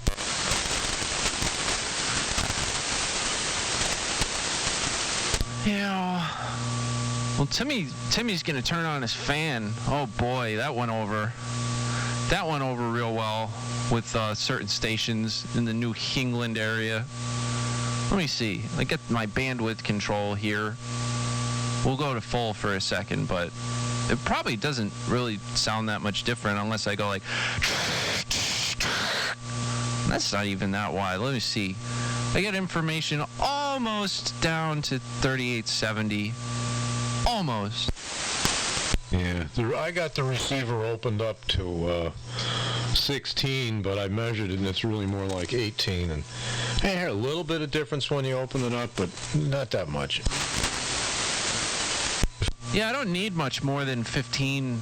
I noticed, like, on my sibilant syllables that they peak out right about there, or right about 15. So that's where I set it. That's it. It's not... How the hell do I put this back? I got all this digi-widgy crap. Let's see. 7.5K. Go to 6.5K. 6K. 5.5K. Let's see. That's 5K. I mean, these are audio bandwidth here. 4.5K, and this is as narrow as I can go. I didn't hear a lot of difference till you got down to like 5.5, 6, somewhere in there. Yeah, it's polite. I've got to do some work on this receiver. I want to put a better output transformer, and if I was on the other R390A here, or the one I have up in my camp, I would have heard a big difference when they throttled it back, but this one I still have to open up.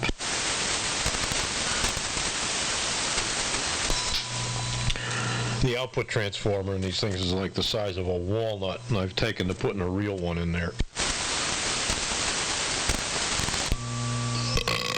What? Bless you, my son. Well, thank you.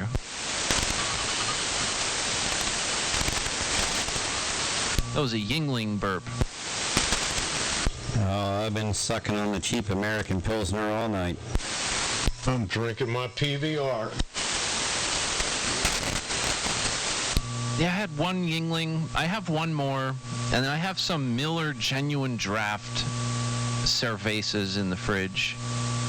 I haven't been a huge beer guy lately. I've been a total wino. So Chris, go on YouTube and look up Scuzz Twitly. Don't touch my PBR. Look up who? It's Scuzz, like Skuzz, Twitly. Don't touch my PBR. Twitly, Twitly. Scuzz Twitly.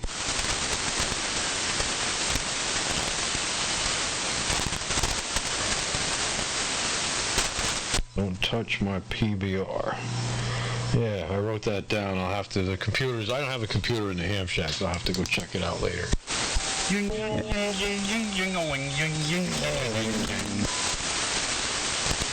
And he's got another song called Party Like Charlie Sheen. Been there, done that. Here's one for you to look up, and it should still be on YouTube. My dog, it's a country and western song. It's freaking hilarious. My dog is a Democrat. Oh, yeah, I've played the hell out. Still there. And the other one that I saw recently was Take This Mask and Shove It. About the COVID masks. That's quite well done also. Until you get the COVID. Oh, you want to see something funny? The name of the channel is Zebra, like the animal, Zebra Corner. And it's a fake commercial for Colon Guard. The crap in a box colon cancer testing. Oh, God. Oh, yeah. Poop in the box. It's like Mark Wahlberg did a colon cancer commercial.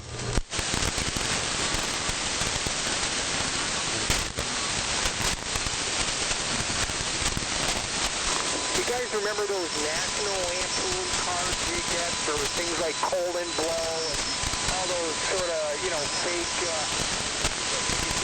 they made a joke out of them. Oh, God, I used to love that. Yeah, the printed magazine, right? Yeah, you get them, you could get them, they're like baseball cards, too. So, of course, National Lampoon magazine. But they had these baseball cards, things that you buy, like Colon Blow and, stuff like that. Oh, I never saw the cards. That's cool. Oh, God, I'm a flea market guy. Flea markets and, garage sales, that's what I do. I've never seen National Lampoon cards, never seen them. I can't remember any of the other stuff that they used to have. I just remember, so seeing something like Colon Blow on a baseball card was pretty funny. There was Garbage Pail Kids. Oh, I was going to say that, Garbage Pail Kids cards, but as far as Colon Blow, there was a movie called Van Wilder, and one of the funniest scenes I've ever seen in my life was, there's this stereotypical, douchebag character who's the rich kid, and he's got the connections, and he's picking on, the main character, Van Wilder or whatever, so, his girlfriend apparently thinks he's a douche, and this kid's got to take this some super important exam, right? It's going to determine his future. So in the morning she makes him this protein shake, but puts all this X-Lax in it. And in the movie it was called Colon Blow. She's got this huge jug of Colon Blow, and she packs it all in there, and he gets there, he's taking this test, and his stomach starts to gurgle and, gets all frothy and yellowy, and he's like, oh God, and he just real quick fills out the rest of the test and runs to the bathroom. But on the way there, there's all these super important people stop him in the hall, oh, there he is, here, come meet all these people that are going to be involved in your future and this and that. And he's just oh, and so he gets dragged into this guy's office, and it's this nice office with mahogany and all that crap, and all these people are there, and they're here, meet so and so, and people that he wants to meet. And he's just standing there twitching, and he runs over to the garbage can next to the guy's desk, rips down his pants, and just lets out and the sound effects and everything. It's, oh God, it's horrible. And he's oh, it hurts, I'm bleeding, oh, and all these people are standing there Jesus. And I probably did not do it justice, but if you have time, go on YouTube and look up, colon blow scene from the movie Van Wilder. It is one of the most funniest things I've ever seen. W2BTK. Now I'm going to have to get that. Oh my God. Yeah. Well, don't stop, because the minute you stop running. Yep.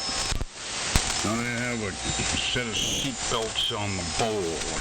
That was Sniffler, Billy. Yeah. You've seen it then. Absolutely. That's the National Lampoon song. I know this is they're getting, the getting married, and yeah, I know the whole thing. God, I lose it when I watch that scene. It's so well done.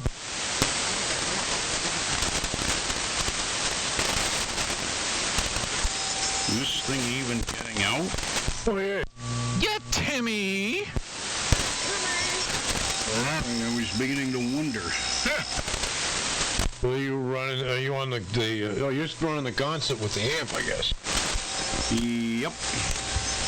I figured I'd get in here for a bit before I pack it in. I have been putting up the infrastructure to put shelving in place, and then I can put all my QST rags, ancient vintage, up on shelves. Oh, there you go. Well, the sun is set here. The sun just set over the other side of the mountain, and that means the band is going through its transition. It's really noticeable this time of year. I just came back from camp. Camp is so much farther west from here that the sun sets later.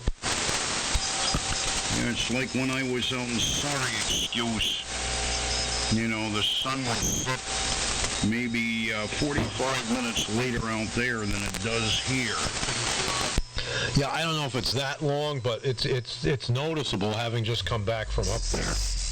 So, and I'll probably have 2 or 3 more trips now. I can drive a car up to the place, but yeah, Jesus, it's getting dark here. Which is the time to sit out on my deck and fire up the 811 rig and gaze at the stars for a while is rapidly approaching. Yep, and I hear a certain nefarious character in there. What, me? Yeah, you! Good evening, just doing a flyby. Hello to all you miscreants. This is WA1IWQ Brunswick. Now that's a signal. Hey, Joe. Again, band in transition. You're not real loud here, but you normally are very strapping. Yeah, no, I hear you pretty good, Chris. Who knows? Who knows what the RF gods, what yo-yo they're playing with tonight. Hey, 20 over that time. Yeah. Hey, no static.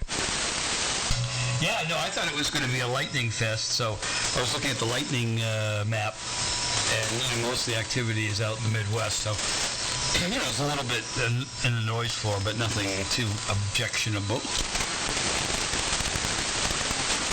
Yeah, it's a good night. Jesus, I was up at camp for the last 2 weeks, and the static was horrendous up there. Well, we didn't get any rain, but it was thunderstorms all down in this neck of the woods and everything. I had 3 or 4 nights in a row. The static was so bad I didn't even bother to get on the air, but 75 meters in the summer, Oh, hell yeah. Yep, before you know it, I mean, it felt very fall-like this morning around here. I'm sure up there at Smithy it was, it felt good. It was a nice break after all the heat and humidity, but man, I'm not ready for the summer to go away quite yet. Yeah, you weren't the only one. Yeah, it was, oh God, in the, about 50-something, 60-something. Definitely a little crips, but it felt good. Oh, I got up one morning. It was a Sunday or Monday morning, just before I left camp. I got up. It was 42 degrees on the porch. Wow. Whoa, boy. That's a little nipple-y.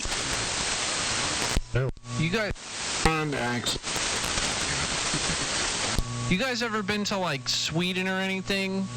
Because in the summertime there, like, it doesn't get dark.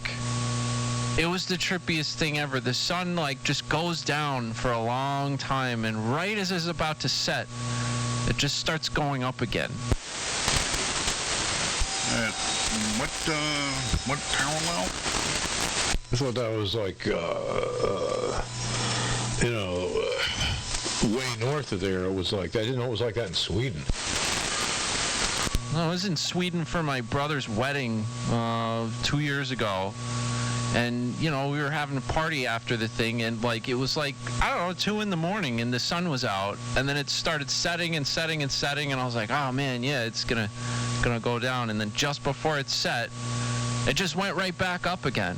They've got, like, big blackout shades in all the rooms at the hotels and stuff, and then I guess in the wintertime it's the opposite. Like, it's just night all the time. Yep. You even see that in Denmark and stuff. But yeah, you get up into Sweden, Norway, definitely. Midnight sun. It was kind of cool. I mean, I'm sure it would get old, but I liked it. Oh, I like it. But yeah, in the winter, where do you think they drink so much? People go crazy. You don't see the sun. You see a glimmer of the sun for like 2 hours, and that's it. Boy, I'd be screwed. I don't drive at night. Or I avoid driving at night. Oh, yeah. Yeah, Chris, I mean, it's basically night there from, 4 in the afternoon to 10 in the morning. I wouldn't think that. You would think that that would be happening much farther north than that. But I'm trying to recall my geography in my head. Yeah, okay. That's, man, that'd be bizarro world for me. I'd freak out during the summer, especially because I'm one of these people that, if the room isn't totally blackout, dungeon dark, I can't sleep. I like just the long nights. We were out sailing last night, and I even noticed that we finished up racing, and, we're getting back to the mooring, and shit, it's dark. It's like, what's this crap? W2BTK. Yeah, W2JBL. WA1H. YLR. WA1I Italy. W Whittly Q Quebec. And 2BJ Mobile. Is that Jamie in there? A collection in here. Yes, that's Jamie. He's still here. Yes, I'm deep in the bottom of the Catskill Mountains. Top of the evening to you, Jamie. Top of the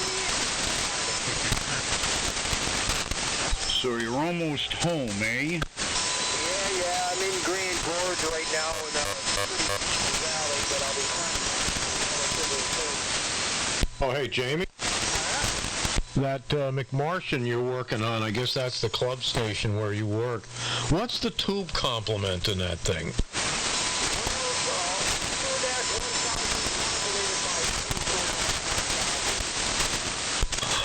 Yeah, you broke my receiver at camp. Literally. I was sitting listening there one afternoon, and you came on. It was this was last week. It was one of the maiden voyages of it. And I think you were at Warp Factor 2, maybe Warp Factor 3. But you came on, and this is a restored, modified R390A. A really good R390A. And when you came on with that signal, it crapped something out in the AGC. I kid you not. And the HEC ended up being intermittent for 3 days. You broke my radio. I'm so sorry. You know, it's nice to finally have a signal out there. It's really lonely. In the middle of the daytime, it generally, you know, so nobody can really hear us when we're on the Johnson 500. And then I got the antenna up higher, and then kind of motivated us to work with Martin, and now we got a little power, and you know what? It feels good to finally hit a home run. But also, I'm sorry. Well, the problem went away after I jostled a lot of stuff, but it was handwriting on the wall. I don't have any spares for the 390A up there, so I'm going to bring a spare IF unit and some tubes and stuff. But it was just, it's just a strange coincidence. I guess whatever it was that failed, it just took that. It's probably some bad cap. It just took that level of signal to crap it out. So I thought it was pretty funny. But while I'm at camp, you're only. I looked it up. You're only like 50-something air miles, 60 air miles, in a straight line to Syracuse from my camp. And it was like 4 o'clock in the afternoon. It was like optimum conditions. Yeah, but how easy when you're on this rig that you're on now, right?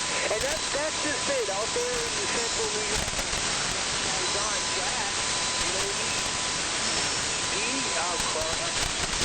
but he's very tough, and yours are but this is also pretty lonely in the middle of the daytime on 75 meters, Craig.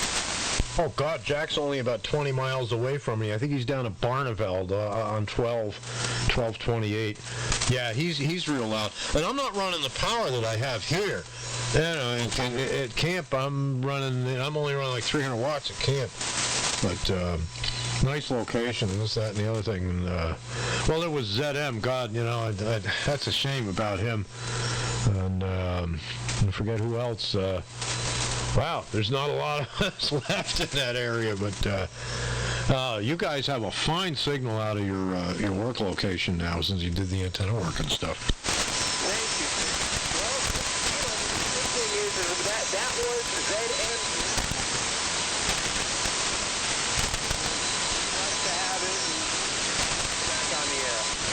Oh, wow, I was wondering about that because there aren't a lot of them on 75 meters.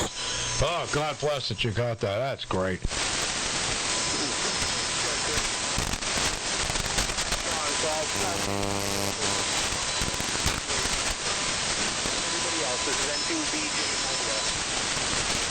They're holding a solid S9 to 10 over the whole time. Yeah, I hear you're pretty good in manacle tonight, Jamie. Yeah, you're doing well up here, Dave. Yep. Thanks, Jimmy. COVID-19 paradise. Tomorrow, you think? I doubled. I was curious if you'll probably be on tomorrow sometime. Yeah, in the morning, and then that'll be it probably for the weekend. We'll be around in the morning, OM. Over! All right, what, like 9, 10, 11, or somewhere around there? Yeah, probably 9-ish. Yeah, I've been getting up, although I want to sleep in. It's like I'll normally get up for work at 6. And I typically on the weekends get up like 7:30 or so. So, yeah, 8:30, 9 o'clock. I'll be throwing down some Joe and, making a nuisance of myself. Yeah, I'll make it a point to be around in that time frame because I'm right in starting, getting back to a project I've been trying to start for a long time up here, and now I started it. Oh, hey, listen, go for it. I'm going to go bow out myself and just do a little quick dinner. We'll be on a bit later, but I just heard all you miscreants on, and I wanted to say hello. Well, And I'm going to get out of here as well. Joe, good to hear you in here. Jamie, Tim, Mike, heard Bear in there a little bit. Billy, I think, signed out. We'll see you all a little further down the radio highway. I'm going to go twist up the 811 rig and fire it up and play my 8-string steel guitar. I still can't play the standard guitar. I injured my middle finger on my left hand, and I'm waiting for it to heal. I can't play a guitar, so I'm playing the steel guitar tonight. And you know what Howard Stern says, man, if you black and you hear steel guitars when you drive into town, you better run. See y'all later, W2JBL. All right. Hey, we'll see you, Chris. What was I going to say? Enjoy. Yeah, it sounds like a good deal. Get out, fire up the 811 rig and do a little muzak. A fine way to spend a Friday evening. Every night without fail. Oh, that's right. You don't work anymore, right? You retired? Hell yeah. January 1st, 2019. Best job I've ever had so far. But yeah, I play guitar every night religiously. I don't care if I'm what's wrong with me. But I had a freak accident at the shooting range when I was up to camp 2 weeks ago. Picked up this target stand that was made like a sawhorse. Anyway, I pinched the very tippy tip of my left middle finger right on top of the big-ass callus that I've developed. The guitar strings, you get these big calluses on there. So there's this big-ass bloody blister underneath the callus, and I keep lancing it and letting the blood out, and it keeps filling up again. And I finally stopped playing a guitar and switched to steel guitar, which means you're just holding the metal bar, and there's no pressure, and that's all I can play right now. And, recovering from a stupid accident with this tiny little wound. Well, I'm sure, yeah, he'll be on the mend. Sounds good. All right, enjoy. We'll catch you guys later. I'm going to go, Smithy, I'm going to go cook a little dinner. I'm getting hungry. Although beer is one of the major food groups, I should probably add another one. Pizza, at least. Well, even with the injury, I still managed to shoot sub 1-inch groups at 100 yards with high-powered rifle, so... And it ended up being a good day. Good night, all W2JBL, and good night, Erwin Richard, wherever you are. Yeah, Chris, that reminds me, I got to get to the range. I finally got the firearms from Massachusetts, so they're all up here. But, yeah, I got to definitely get to the range. At least I forget what into point down stream. We'll see you guys later. All right, I gotta wrap it up here. My stomach is grumbling. I didn't think I'd be up here getting as things accomplished as I have today, so I had to call it a night and slide down. It's a little after 8 o'clock. So we'll see you all later on. This is WA1H and YLR, Henry YLR, playing hockey. Getting the puck out of here. Bye-bye. Bye-bye. See you in the morning, Smithy. I'll look for you around 9ish, so 8:30, 9ish. Yeah. Okay. See you later, Chris, Timmy, Joe. We'll catch y'all later. Good fun. W2BTK. And I'm hanging out. I am out here. I have all my equipment fired up. There's no point in doing anything else. I've got myself a beer. I've got some pizza. And I've been thinking I'm going to get back on the bandwagon. I may or may not fire the 811 rig up for the first time in months next weekend. Kind of looking forward to that. I'll see y'all later. Or as Timmy says, see you later. W2BTK. You're sounding really good up here in Brunswick, but yes, indeed. It's what else? That's definitely the essential food groups. All right, I gotta go get something. I don't think it's gonna be pizza, but I'll fire up something. We'll catch you guys later. You know, the band is actually going a bit long. PW's signal is dropping. Billy, you're loud as hell. You're smoking in here. See you guys. Ooh. See ya.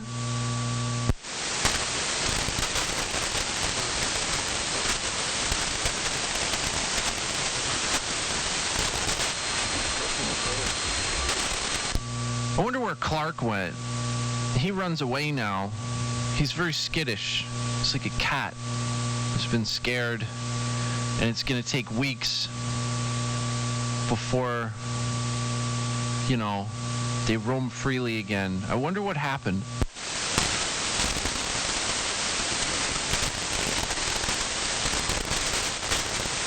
Everybody wants Clark in the Twitch chat. They're chanting Clark. Well, not really right now, because Clark hasn't been around. But they would be. That's all I really want to know. W2BTK. Standing by, drinking Yingling. And I'll be listening.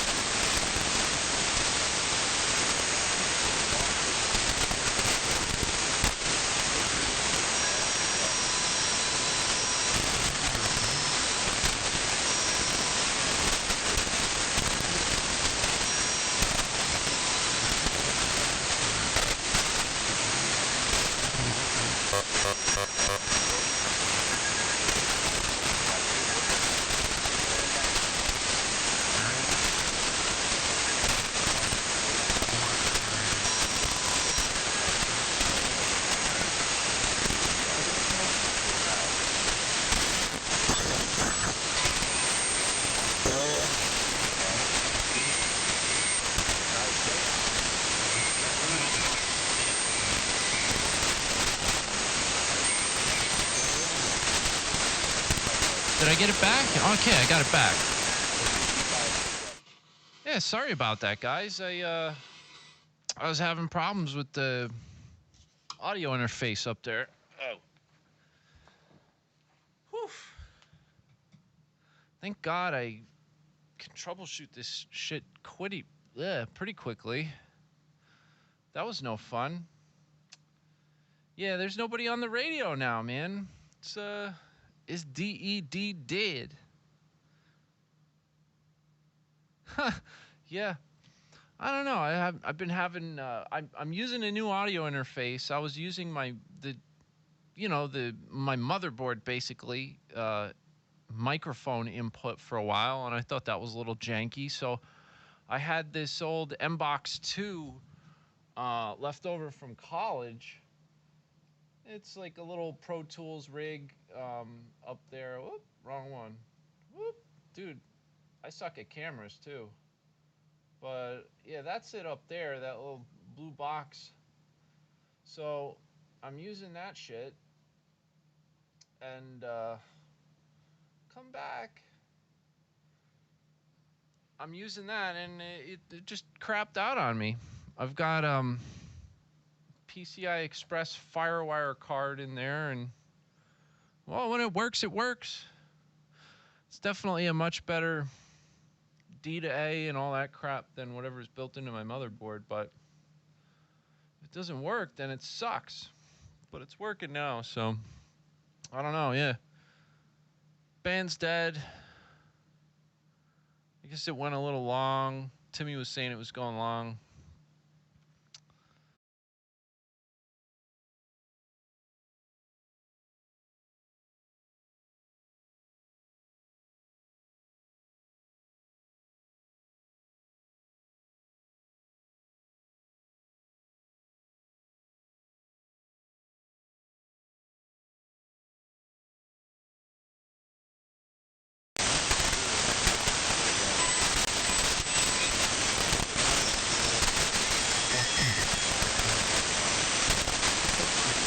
And then, of course, OBS craps out. I can't win. This is,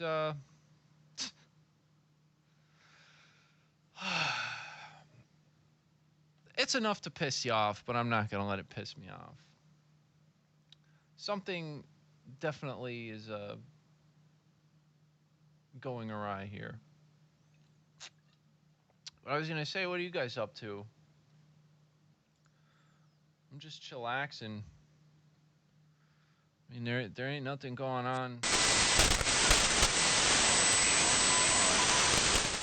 Nothing going on the band.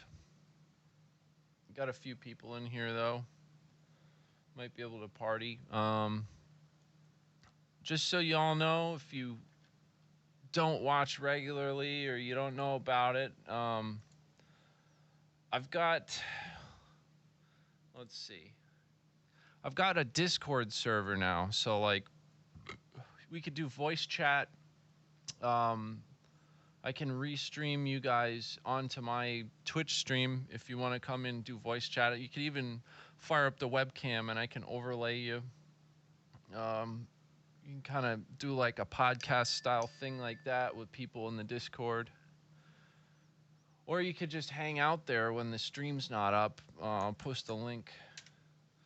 So that's the link to the Discord if you want to check that out. But you know, nights when it's slow like this, I invite people to hop into the Discord voice chats, and I could just restream you onto the Twitch stream. You know, we could talk about whatever radio crap. Who knows? Just an idea. But well, I don't know. I guess it wasn't so bad. We got some good radio activity tonight. Let me see who's streaming. Maybe Steve or somebody cool who we know is streaming. We can go raid them or something.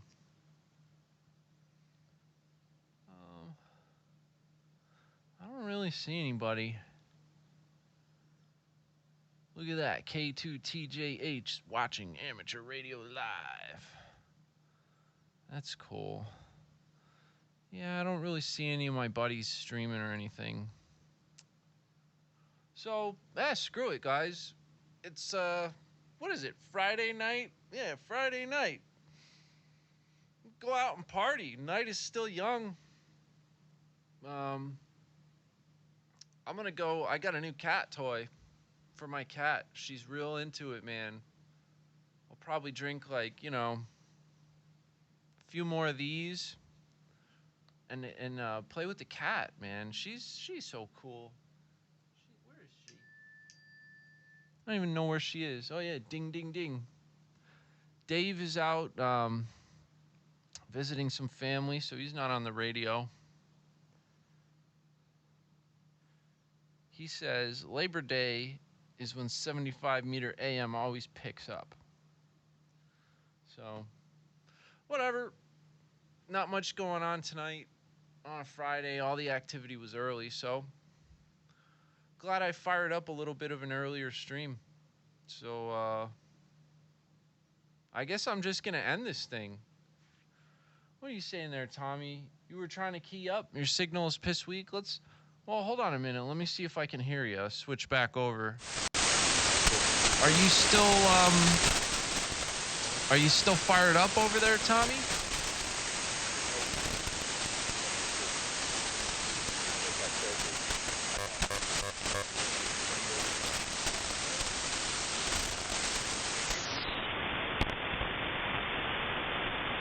Give it a try, man.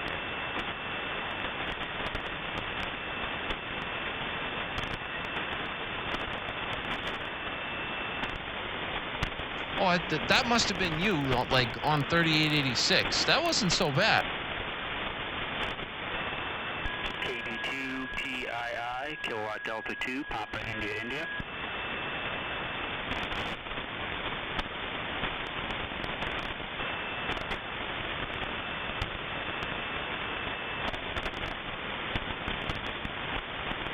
Tommy, if that's you, I mean, you're making a streak on my pin adapter here.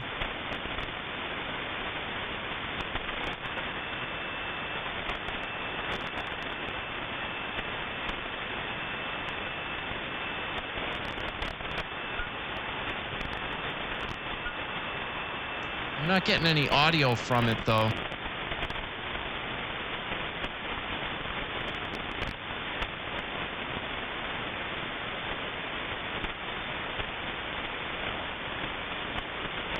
Oh, okay. Well, yeah, let's see.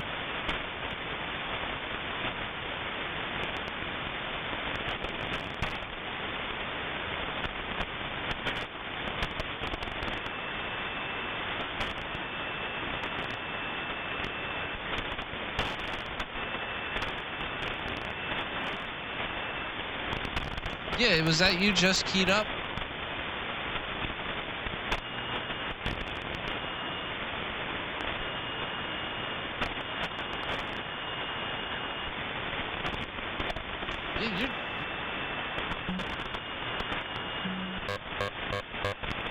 Your signal's not too bad here.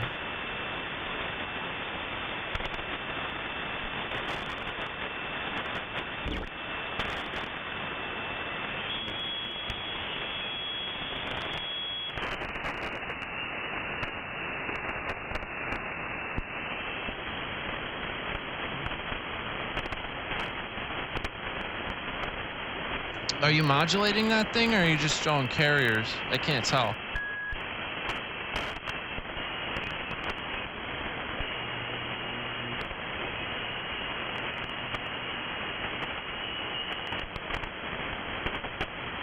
Oh.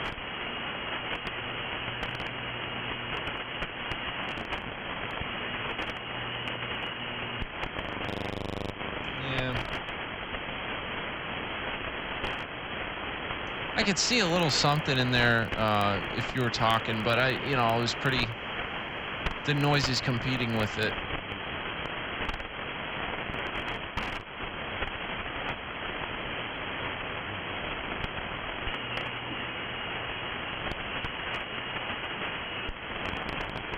You got a lot of carrier, though.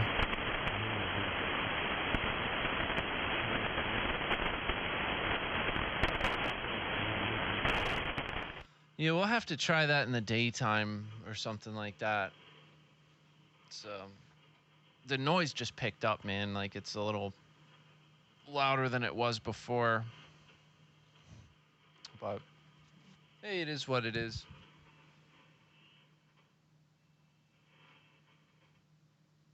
Yeah, those carriers are not weak, man. You're in there pretty well. And just you need more modulator, man. When you externally modulate that thing, it's gonna be, you can have a little bit of a weaker signal. It will hear you, I ran like that for a long time with the Viking 2. Oh, there's a.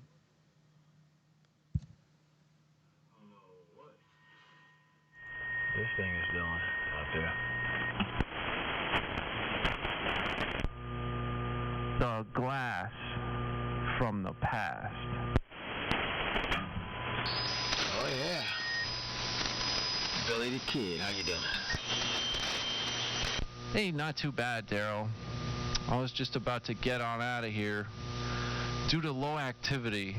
This is a pretty good group on before. Been some dead air for the past little while. Yeah, I kind of came in on that. I just came in. I had to go upstairs and, I changed the filter in my gas pump in the truck. I did the old tilt the bed because I wasn't dropping no tank and all that old crap. Tilt the bed, and there it is right there. Easy to get to. Button that up and everything was good. Running even faster and better. Yeah, I heard you. You were saying something about a movie. Watch a movie. Something. I ran upstairs. That was funny. What was the name of the movie? You said something about a guy was going to take a test or something. Oh, yeah. The movie's called Van Wilder. And the guy, his girlfriend's pissed at him, gives him a whole bunch of X-Lax in the morning, and he's taking this important test. And then he finishes the test real quick, and he runs out, and he's trying to run to the bathroom, but he gets stopped by all these important guys who he wants to introduce him to these people who he's gonna work for in the future and this and that, really important people to meet. And he's trying to run to the bathroom and let out that, she gave him a bunch of colon blow. I gotta check that out. I gotta definitely check that little click out. And what was the name of it? The movie's called Van Wilder. And if you go on YouTube and you just Google Van Wilder, X-Lax scene or S-word scene, that'll come up. He ends up in this guy's real nice office with the mahogany wood fireplace and all that. He ends up running over to his trash can and ripping down his pants and unleashing into the trash can right in front of all these real important VIPs.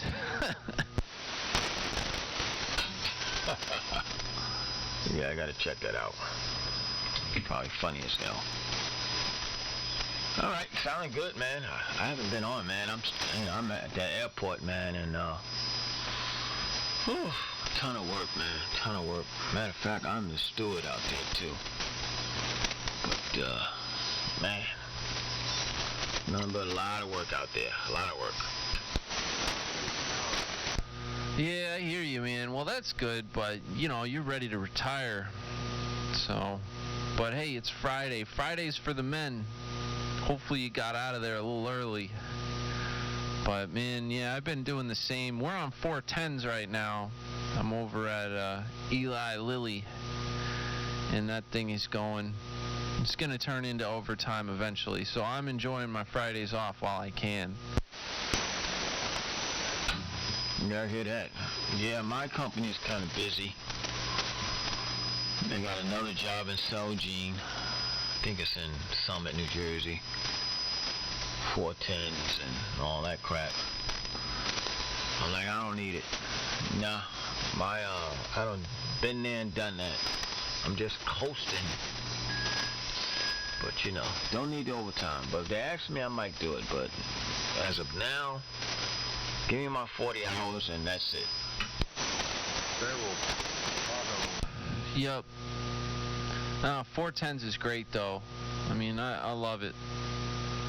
But man, I'm on the old plate modulated exciter tonight. I had my fancy IQ modulator going, but I blew up I blew my pills. I had this little Chinese interstage amp with these MOSFETs, and I blew one of them up, man. It made a loud pop, and a little bolt of lightning shot out of the middle of that little transistor, MOSFET, whatever you want to call it. And there's a big old hole in the middle of it. So that thing is it's down right now because it doesn't have any amplification, and it only puts out like 0.03 watts. So I really need that little amp. I hear that.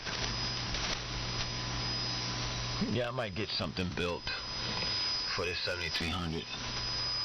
Something with that MOSFET stuff in it. I'll let Robert build me something.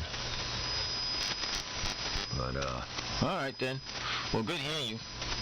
And I'm gonna get out of here too. And, we'll talk again. So, 73s, and, good evening to everybody out there who can hear this, weak station. So, Billy, take care and have a good weekend, man. Sound good? Alright, man. Yeah, nice bumping into you. I'm thinking about building something. I talked to Dave, you know, like Dave Made on the phone the other day. I might go down there and he's gonna show me how to make a homebrew version of this. So I might build one of those one of these weekends, go down there on a Friday or Saturday and screw around, see if I can't build one, and then get that thing on the air here on 75 meters. That would be pretty cool. But anyway, I'll let you go. Band's pretty dead, not a lot of activity out here, so I was getting ready to get out of here myself. KD2 AFL, American Football League. It's W2 BTK. We'll see you later, man. Okay, Billy, take care. Yeah, tell Dave I say hello. Yeah, he know who I am. He know me very well. And, boy, he built a lot of amplifiers for guys to beat me. He just said, man, guys want to beat you so bad, man. I'm building all these amplifiers, man. It was funny, man. It's funny. Dave know me very well. All right, take care. I'm going to get out of here. All right, man, I'll do that. W2 BTK. KC2 CWM checking in. Just turned it on. Well, I turned it on, went in the shower, came back out, and then I heard voices. I didn't hear voices when I first turned it on. Kind of thought it was totally dead there, Mr. Billy. And Darryl, hello to you, KC2 CWM out here on the east end of Long Island. And busy day, man. I think I'm gonna be winding down quick. Man, I've done a lot today. Happy Day Friday to all. Hey, what's up, man? Well, hey, you can't come with money unless you're making money, right? Yeah. Except they beat me up, you know. For me to make that money, man, oh man, I gotta go. Ooh, I don't know where I get it from. Oh, I don't even want to tell you what I'm doing, but today was a big day. It was like I'm creating an 18-foot garage door opening in the house that's brick veneered. So today I set the header, you know, I-beam, steel I-beam, stainless with lumber. Thank God, you know, my truck driver, I told the truck driver company, I said, bring the Manitou over here, you know, and I said, that thing will that's gonna work. I could set the beam with that, you know. So he's a good driver, and that's what I did. But man, oh man, what a lot of demolition! What a lot of friggin' demolition to get a beam like that in the side of a garage. And mind you, this is only because my boss's wife no longer wants two garage doors are in the front now. No good. We're going to take the windows from the side, we're going to put them in the front, and then we're going to put one garage door on the side. And man, oh, what a job. But anyway, I'm working. And that's not, you know, I'm not really a carpenter by trade. I'm a bricklayer, but, you know, I've done plenty of it in my time, so they know that. So I got roped into doing this job. Man, I tell you. But anyway, then I just came home and worked on my son's boat. You know, the trim, it's an older motor, and the trim was not working. So last week I diagnosed it totally wrong. I said, I think your motor's bad. It wasn't the motor. And I think it was two things combined. One bad relay, because it flip-flops, positive and negative, to go up or down. So you got to have a positive and a negative no matter what. And it's not common ground to metal. So that was my fault. When I went to diagnose it, I pretty much cut the wires off the motor and I should have done that, and then I would have just turned it negative, and the damn thing would have ran. But I was using the common ground to the block, but no, it has an independent ground. So anyway, you got a new motor, put that in anyway, because that one looks old anyway. But anyway, after all, that's what I did tonight. He wants to go fishing tomorrow, so I got the original problem was really just a bad wire ground to the block. But man, it drove me nuts. But I found it. So he's all happy up and running. He'll be fishing tomorrow, and me, I don't know, maybe I might be sleeping half the day. Boy, what a week. How about yourself? Well, pulled off for a couple days for us, but I'm sure you're still doing your... Oh, no, you're off there. What am I saying? Good for you. How was your first day off? Not bad, not bad. I got a couple things done I want to get done. Built my new LD Moss lower power amplifier. It's only about 500 watt PEP, which is perfect for interstage. Takes 0 to 10 watt input. I'm trying to get this Vector SIGGEN on the air and all that, but that's good, dude. You're working for your boss directly. That's good, man. That's good. They must like you over there. But yeah, no, not bad at all. I really like this 410 stuff. I mean, it's a little rough. It's long days, Monday through Thursday. I don't get much free time. I come home, get a couple hours, got to go to sleep. But having the 3-day weekend every weekend is it's sweet. Women keep the economy going. I'm sorry, what was that? K2QD. I was saying to your friend there, Bill, that the women in this world keep the economy going. Oh, yeah. Yeah, he's talking about, you got to move those garage doors, And then, you know what, that is just, well, whatever. Yeah, I got to get more money than God. I mean, they do. And that's only one of my bosses. There's 3 brothers. This house I framed, I don't know, with the crew 12 years ago? 14 years ago? I don't know. I'm losing track. I'm getting old. But anyway, we framed this house, so I know, I worked at every one of my boss's houses, through the years. And it's really strange because I wind up returning, because they trust me. He goes away. He was in Montauk. He's like, Rich, I'm going to Montauk. You get started with this. Showed me, okay, I'll see you later.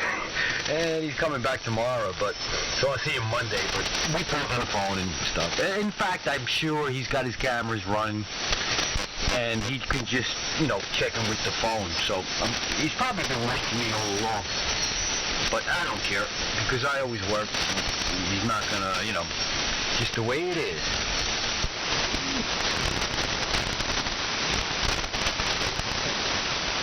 that's like kind of how this job is, only like imagine it instead of just a garage building moving some doors, it's like an entire complex of a few buildings with like pharmaceutical equipment and like bus duct and like a million panels and stuff, and they just want to rip it all out and move it around and do all this stuff. It's like the same thing, and money is no object. And hey, like, whatever they want. We're all working. That's the bottom line. Yeah, all the people who want to work are working. The problem with this country is the people who don't want to work. And then I'm paying for them. That's what really pisses me off.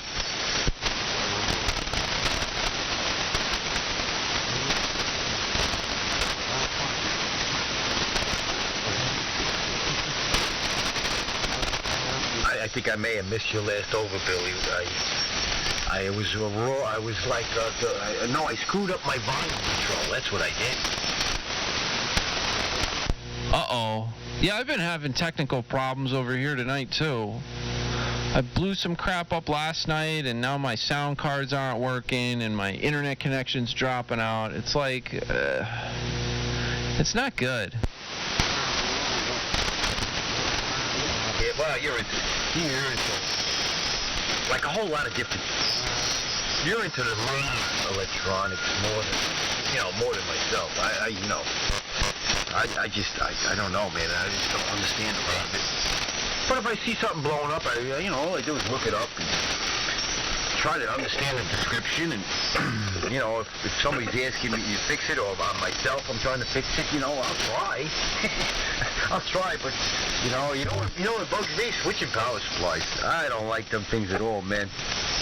They could be a pain in the ass to fix. It's kind of like similar, well, it's FETs, they got a couple of FETs in some of them, anywhere from 4 to, depends on the power supply, or a battery charger. They can have quite a few of them in there.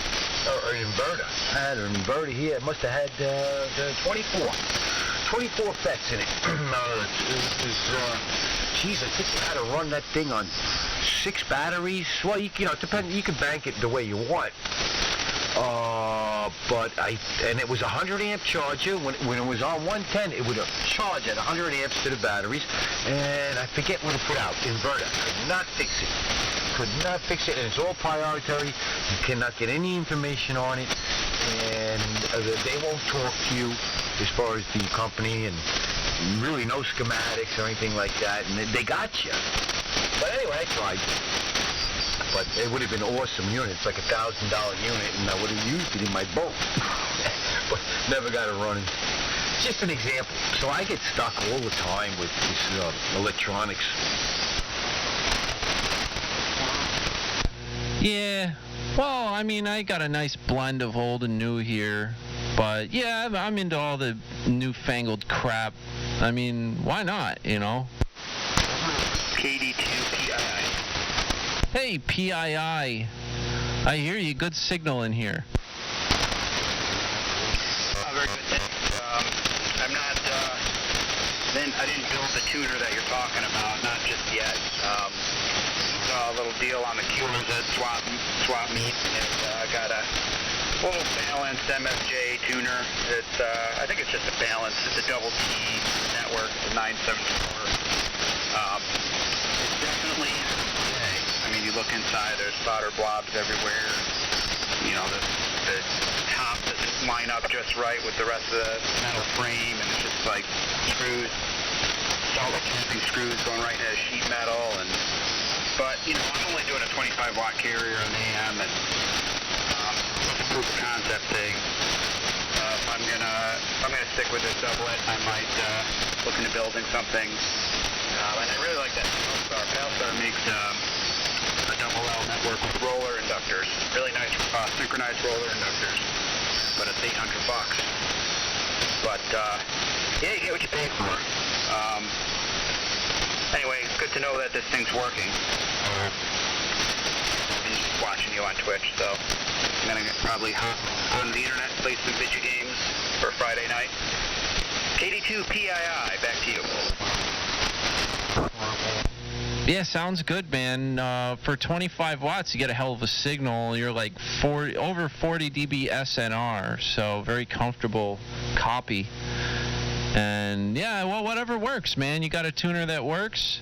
That's cool. I just the double balanced L tuner is amazing. And yes, Palstar makes one, but I believe it's really expensive. So I kind of shied away from that, and I just built one, you know, homebrew style, and it works better than just about anything. I mean, that Palstar works, you know, the same as what I built, but I think I built this thing for the only major expense was the vacuum variable capacitor, which cost about $200, and everything else was literally junk, you know, just quarter-inch refrigerator, water tubing, copper water tubing, and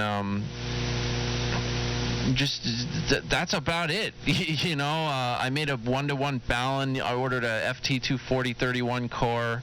Those are like $15. Some really good high temp magnet wire, and an SO239 connector. Like, that's it. So you got to check out that. I posted the link to that Richard Measures article. I think it's AG6K.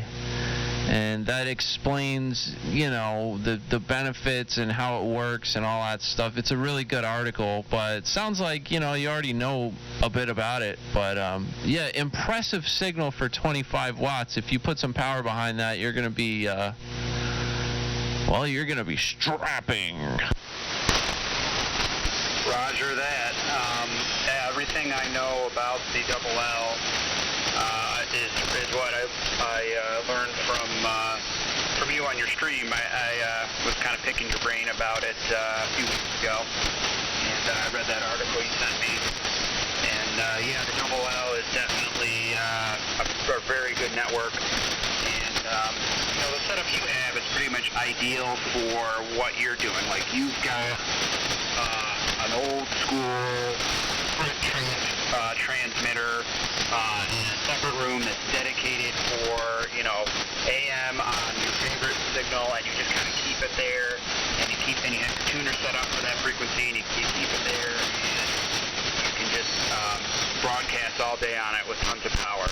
I'm kind of a band hopper, so I like to be able to sweep up and down, change bands on the fly, and so if I'm gonna have a tuner to work with a double like this, I'm gonna want something that's kind of fast, where I can just kind of have the settings written down for the roller inductor number and, you know, the capacitor setting, and just switch, you know, look it up in a chart, switch to it.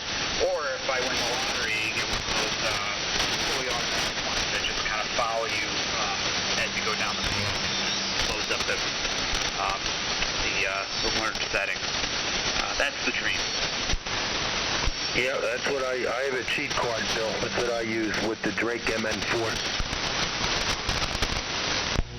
Yeah. Well, fair enough. I mean, yeah, it's a pain in the ass to change bands with this tuner, how I have it set up. But, I mean, I can add knife switches to this thing. Like, my buddy Dave has it set up like that. And basically, you just walk in the other room, you get your settings for each band and tap them, and then just use knife switches. So you'd have like different combinations of on and off knife switches to change bands, and you can do it really quick like that. But it takes a lot of sitting down and patience and fine tuning. But yeah, I totally understand wanting something that's a little easier, because yeah, I don't do that much. I'm not a band hopper. I kind of just sit down and operate here, or, you know, I'll tune up somewhere else and I'll just sit there and operate until I'm done. But yeah, fair enough. Sounds good. I don't want to leave CWM out. He's in there, and I think I heard another station in there. This W2 BTK. Oh, KC2, CWM. Yeah, I heard you mention Mr. Richard Measures. Yeah, I used all his suppressor kits for the anodes, plate caps, for the SB220 mods. He has a whole slew of information, you know. So yeah, I use this stuff. Very interesting suppressor kits, and I got all of it in that 220 that I have, which I really should be running. I should take that 101 and hook it up to the 220 and talk on that instead of the Viking one. But one of these days I'll switch over. But anyway, I heard the other stations are very good for what, 25 watts? S9 to 10 over on my 930. So that's pretty good. Really wasn't paying attention because you guys know each other, it sounds like. About some, the homebrew stuff. But so that's all good. So anyway, I don't know. The other station that maybe Billy heard, go ahead. I'm just kind of like pondering here and listening along until I find something to say. Well, then I'll do that, I guess. Wait, here's something. Where's Clark?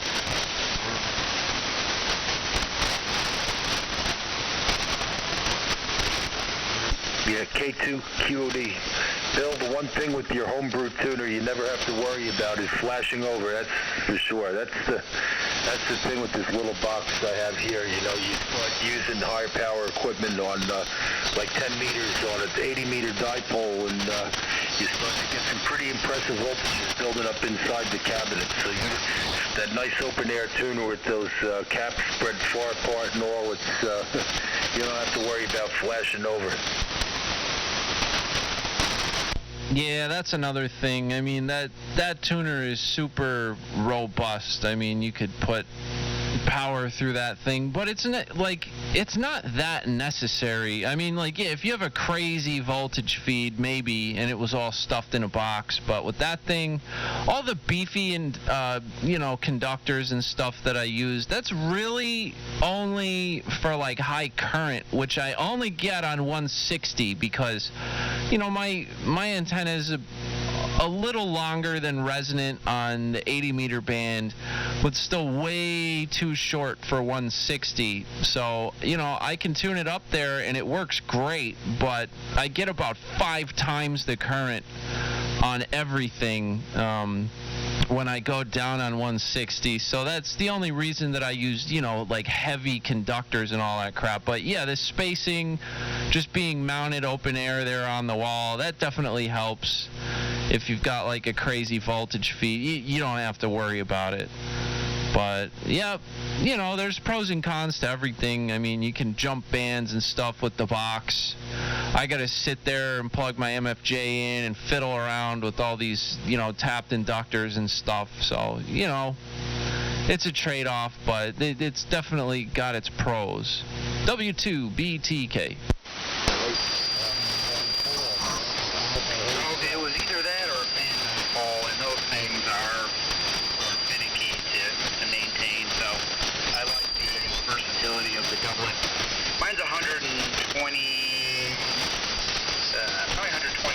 feet or so, end to end. So, using it, I don't know if it's a good idea to really use it. It's almost close to the half wave. I have no idea what kind of speed I'm even seeing on this thing. I don't even know how I would measure the impedance of the antenna system other than hooking up the feed line to a 1-to-1 choke balun and hooking my little nano VNA into it and looking at the values on the Smith chart. But I don't know if that would really show what the actual impedance of the system is when it's going to the balun like that. Almost need something that's meant for reading balanced systems, but I don't know. Maybe it does work. I think my impedance were like in the hundreds, and sometimes some of them were like in the 20s, which I don't think that's good. I think you always want to have impedance over 50, but I'm still learning, so I probably know what I'm talking about. Yeah, well, that's the thing. The feed point impedance on 160 is real low, and when you try to jam a bunch of power into 12 ohms or 20 ohms or whatever, it's just a lot of current. But I mean, I can tune out all the reactants basically on that double balanced tuner. If the feed point impedance is, 50 ohms or higher, you've got the capacitor on the hot side of the inductors, and then if you've got a lower feed point impedance, you can move that capacitor to the cold side of the inductors, and it'll allow you to tune it out. But yeah, that is exactly the issue when you're trying to stuff a bunch of power into a low impedance. It gets very interesting. Well, I guess either extreme has its issues, right? With the low impedance, you've got like that heavy current where you need the heavy duty coils to handle all that heat.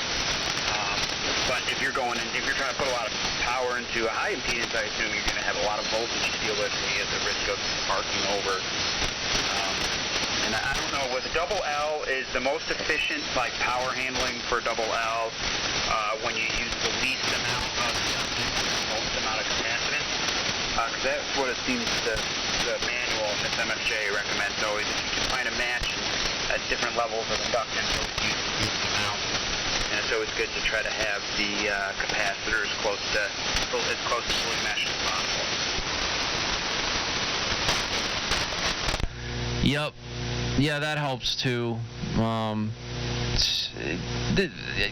There's so much to it, but I don't know. The layout works. The double balanced L network, it works. I mean, if you build it big like I did and have that spacing, you don't have to worry about the voltage.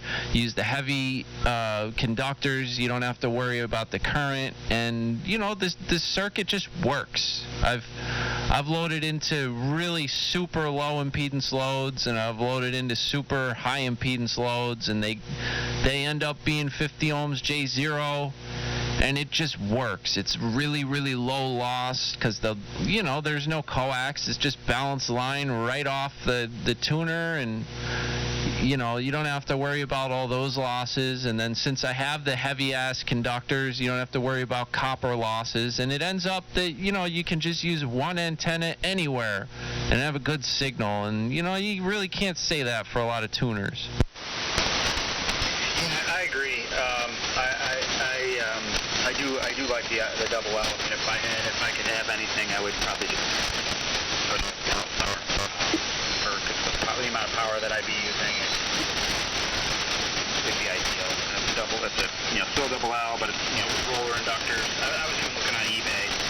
Roller inductors are so expensive. You have to get two identical ones and then try to find a way to synchronize them with like a belt or something like that.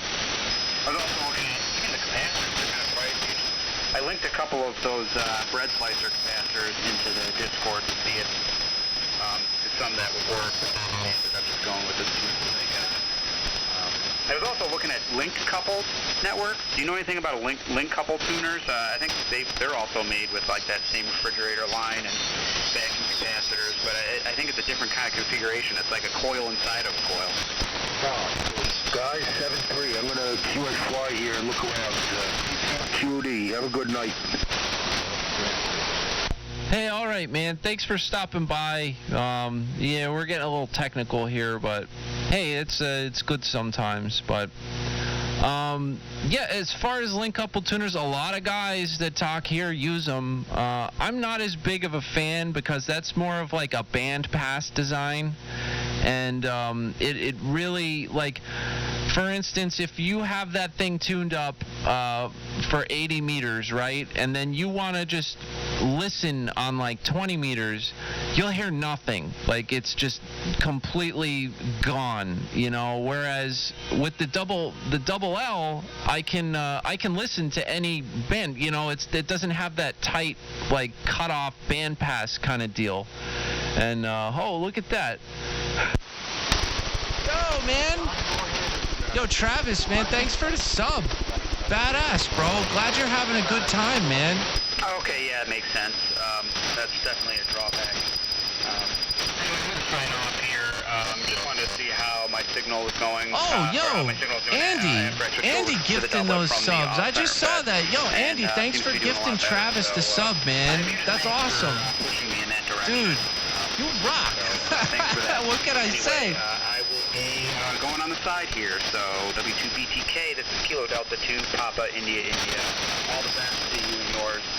Have a great weekend. 7-3.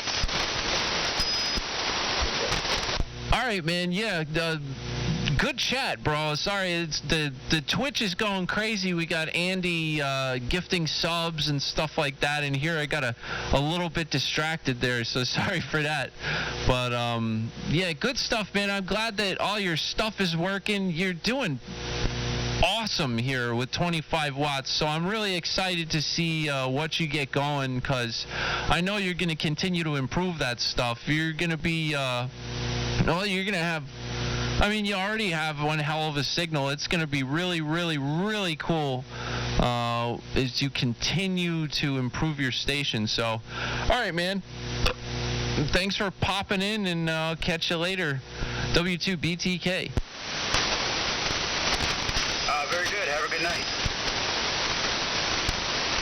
You can't take care of yourself, also. I'm just here gazing on the computer. I stumbled across, well, you know, I own a 63 Galaxy, so sometimes I just go on and see what they're going for and see, you know, the other models. But now I found a guy in Georgia, I guess, and he's got a junkyard, but a whole bunch of Galaxies, anywhere from 61 up to, well, I got up into the 70s now, so, and I just love looking at that those old cars.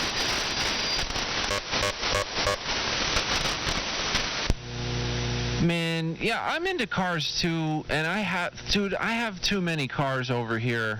I've got 2 Suburbans, a Crown Vic, a Subaru, and a 5-liter Mustang. And, like, I don't work on any of them. They're just going to waste.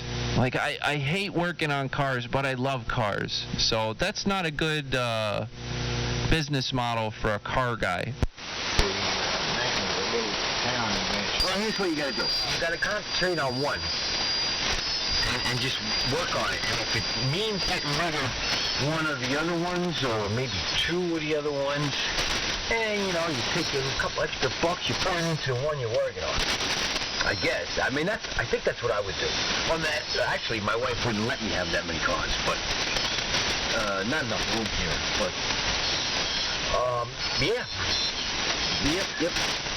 You could do it.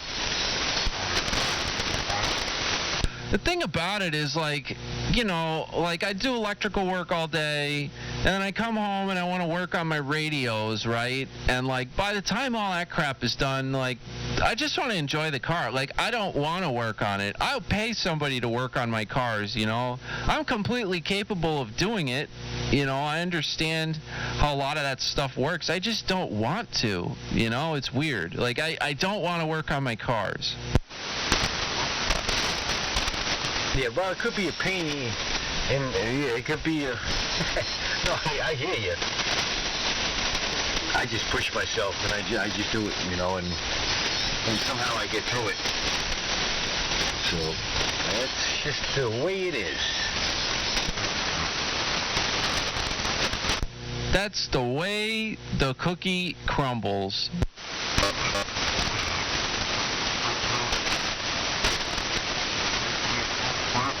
Anyway, I'm going to go back to the refrigerator for a moment, and then I'll come back. I'm going to be on the computer, Bill. You do, sit tight and wait for the next, let's wait for the next customer.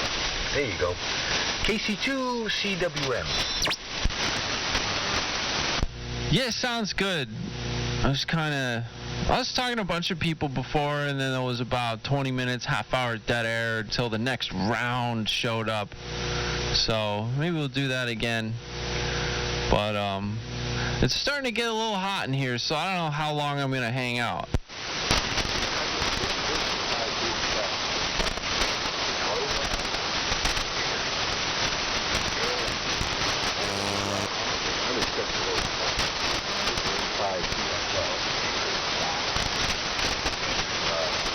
Well, dang, this is another round of QSOs. I thought I was going to get out of here, 47 minutes ago. I had a nice Nice QSO with PII. It's the Modex in the chat. Smart guy, man. We're talking about those double L networks. He knew what the hell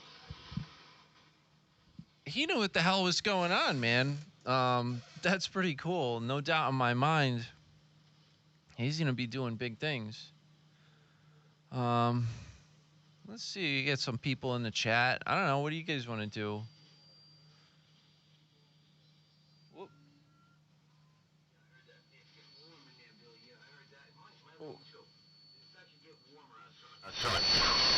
I guess a little more humid, I think. But, yep, carry on.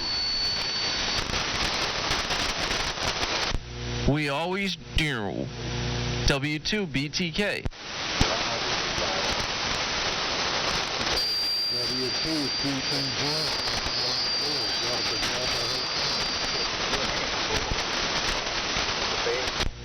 I heard all I got was Delta Delta, a little bit of a lower signal here, and the noises creeped up at this point. I didn't get the full call.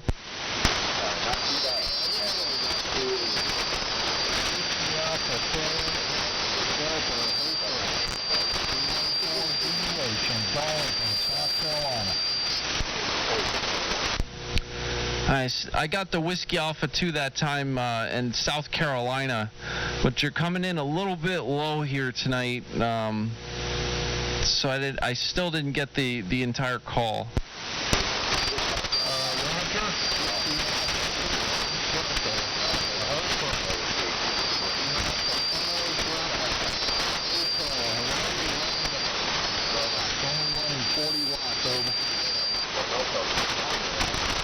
Okay, I heard the 40 watts from South Carolina. That's not too bad, not too bad at all. Having a little bit of trouble hearing your audio there. You got a little bit of static noise and a little bit of a high noise floor over here. So it's definitely competing with your modulation. The carrier's in there, but yeah, it's a little bit low here. But you're doing pretty well for 40 watts there. Very good. Very good. Well, we won't hold the band's a little rough here also. So just to get see if we are making it correct. So this is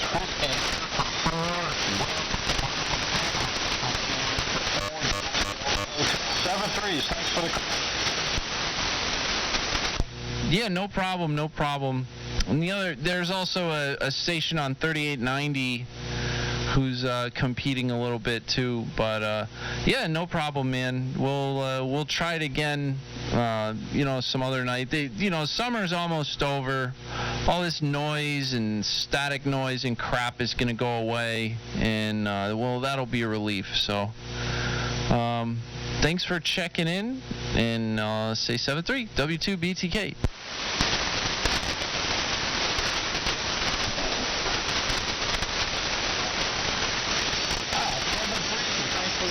Whiskey America 4, Delta Hotel, and QRT.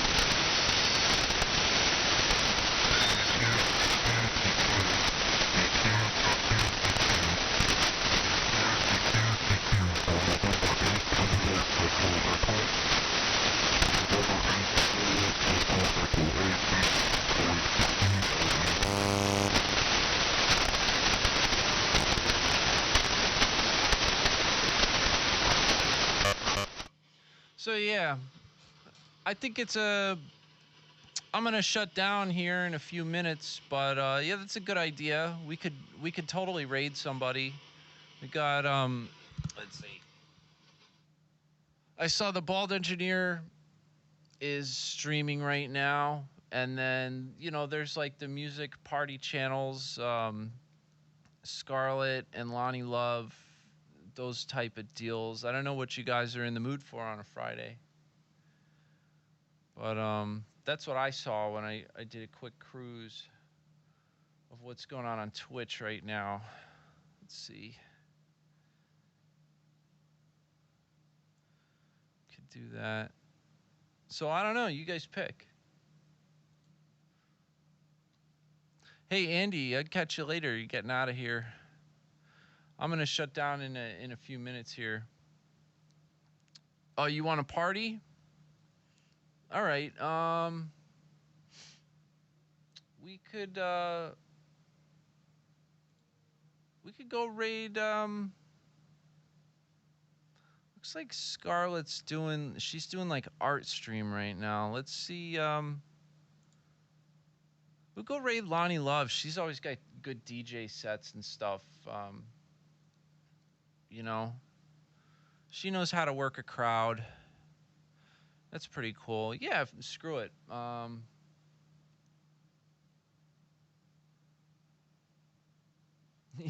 Get your beer and your dip. Dude, when I drink and dip at the same time, like, I get the most wicked head rush, dude. Like, I'll be, like, falling over. But, yeah, all right, guys.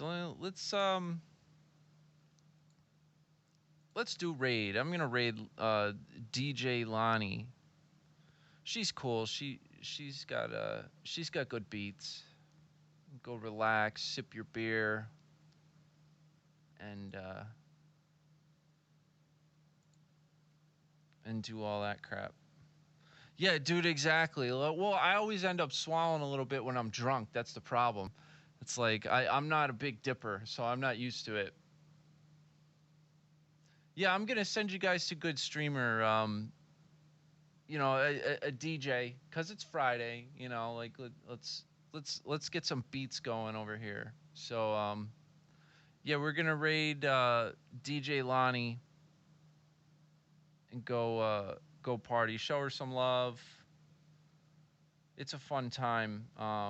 But yeah, hopefully you guys had fun with the ham radio stuff tonight. I'm streaming tomorrow night too, Saturday night. It's usually a good group on there. We'll check that out. If you want to keep chatting or jump into voice chat, Discord is open 24/7. So where the hell is my chat? My chat. There's the Discord. There's the Discord link. And yeah, let's start the raid. So I see you guys over there. You don't have dip in the UK, dude. I don't want to say you're missing out, but it's pretty funny. Yeah, tomorrow night is the ladies' night net on 85, so it'll probably be on 3875. But we'll still have a good time because like all the guys will be on 75. So anyway, all right, bros. I'm gonna start the raid. Oh. Yeah, there we go. Something went wrong. Nothing went wrong. All right, guys. Peace out. I'll see you over there.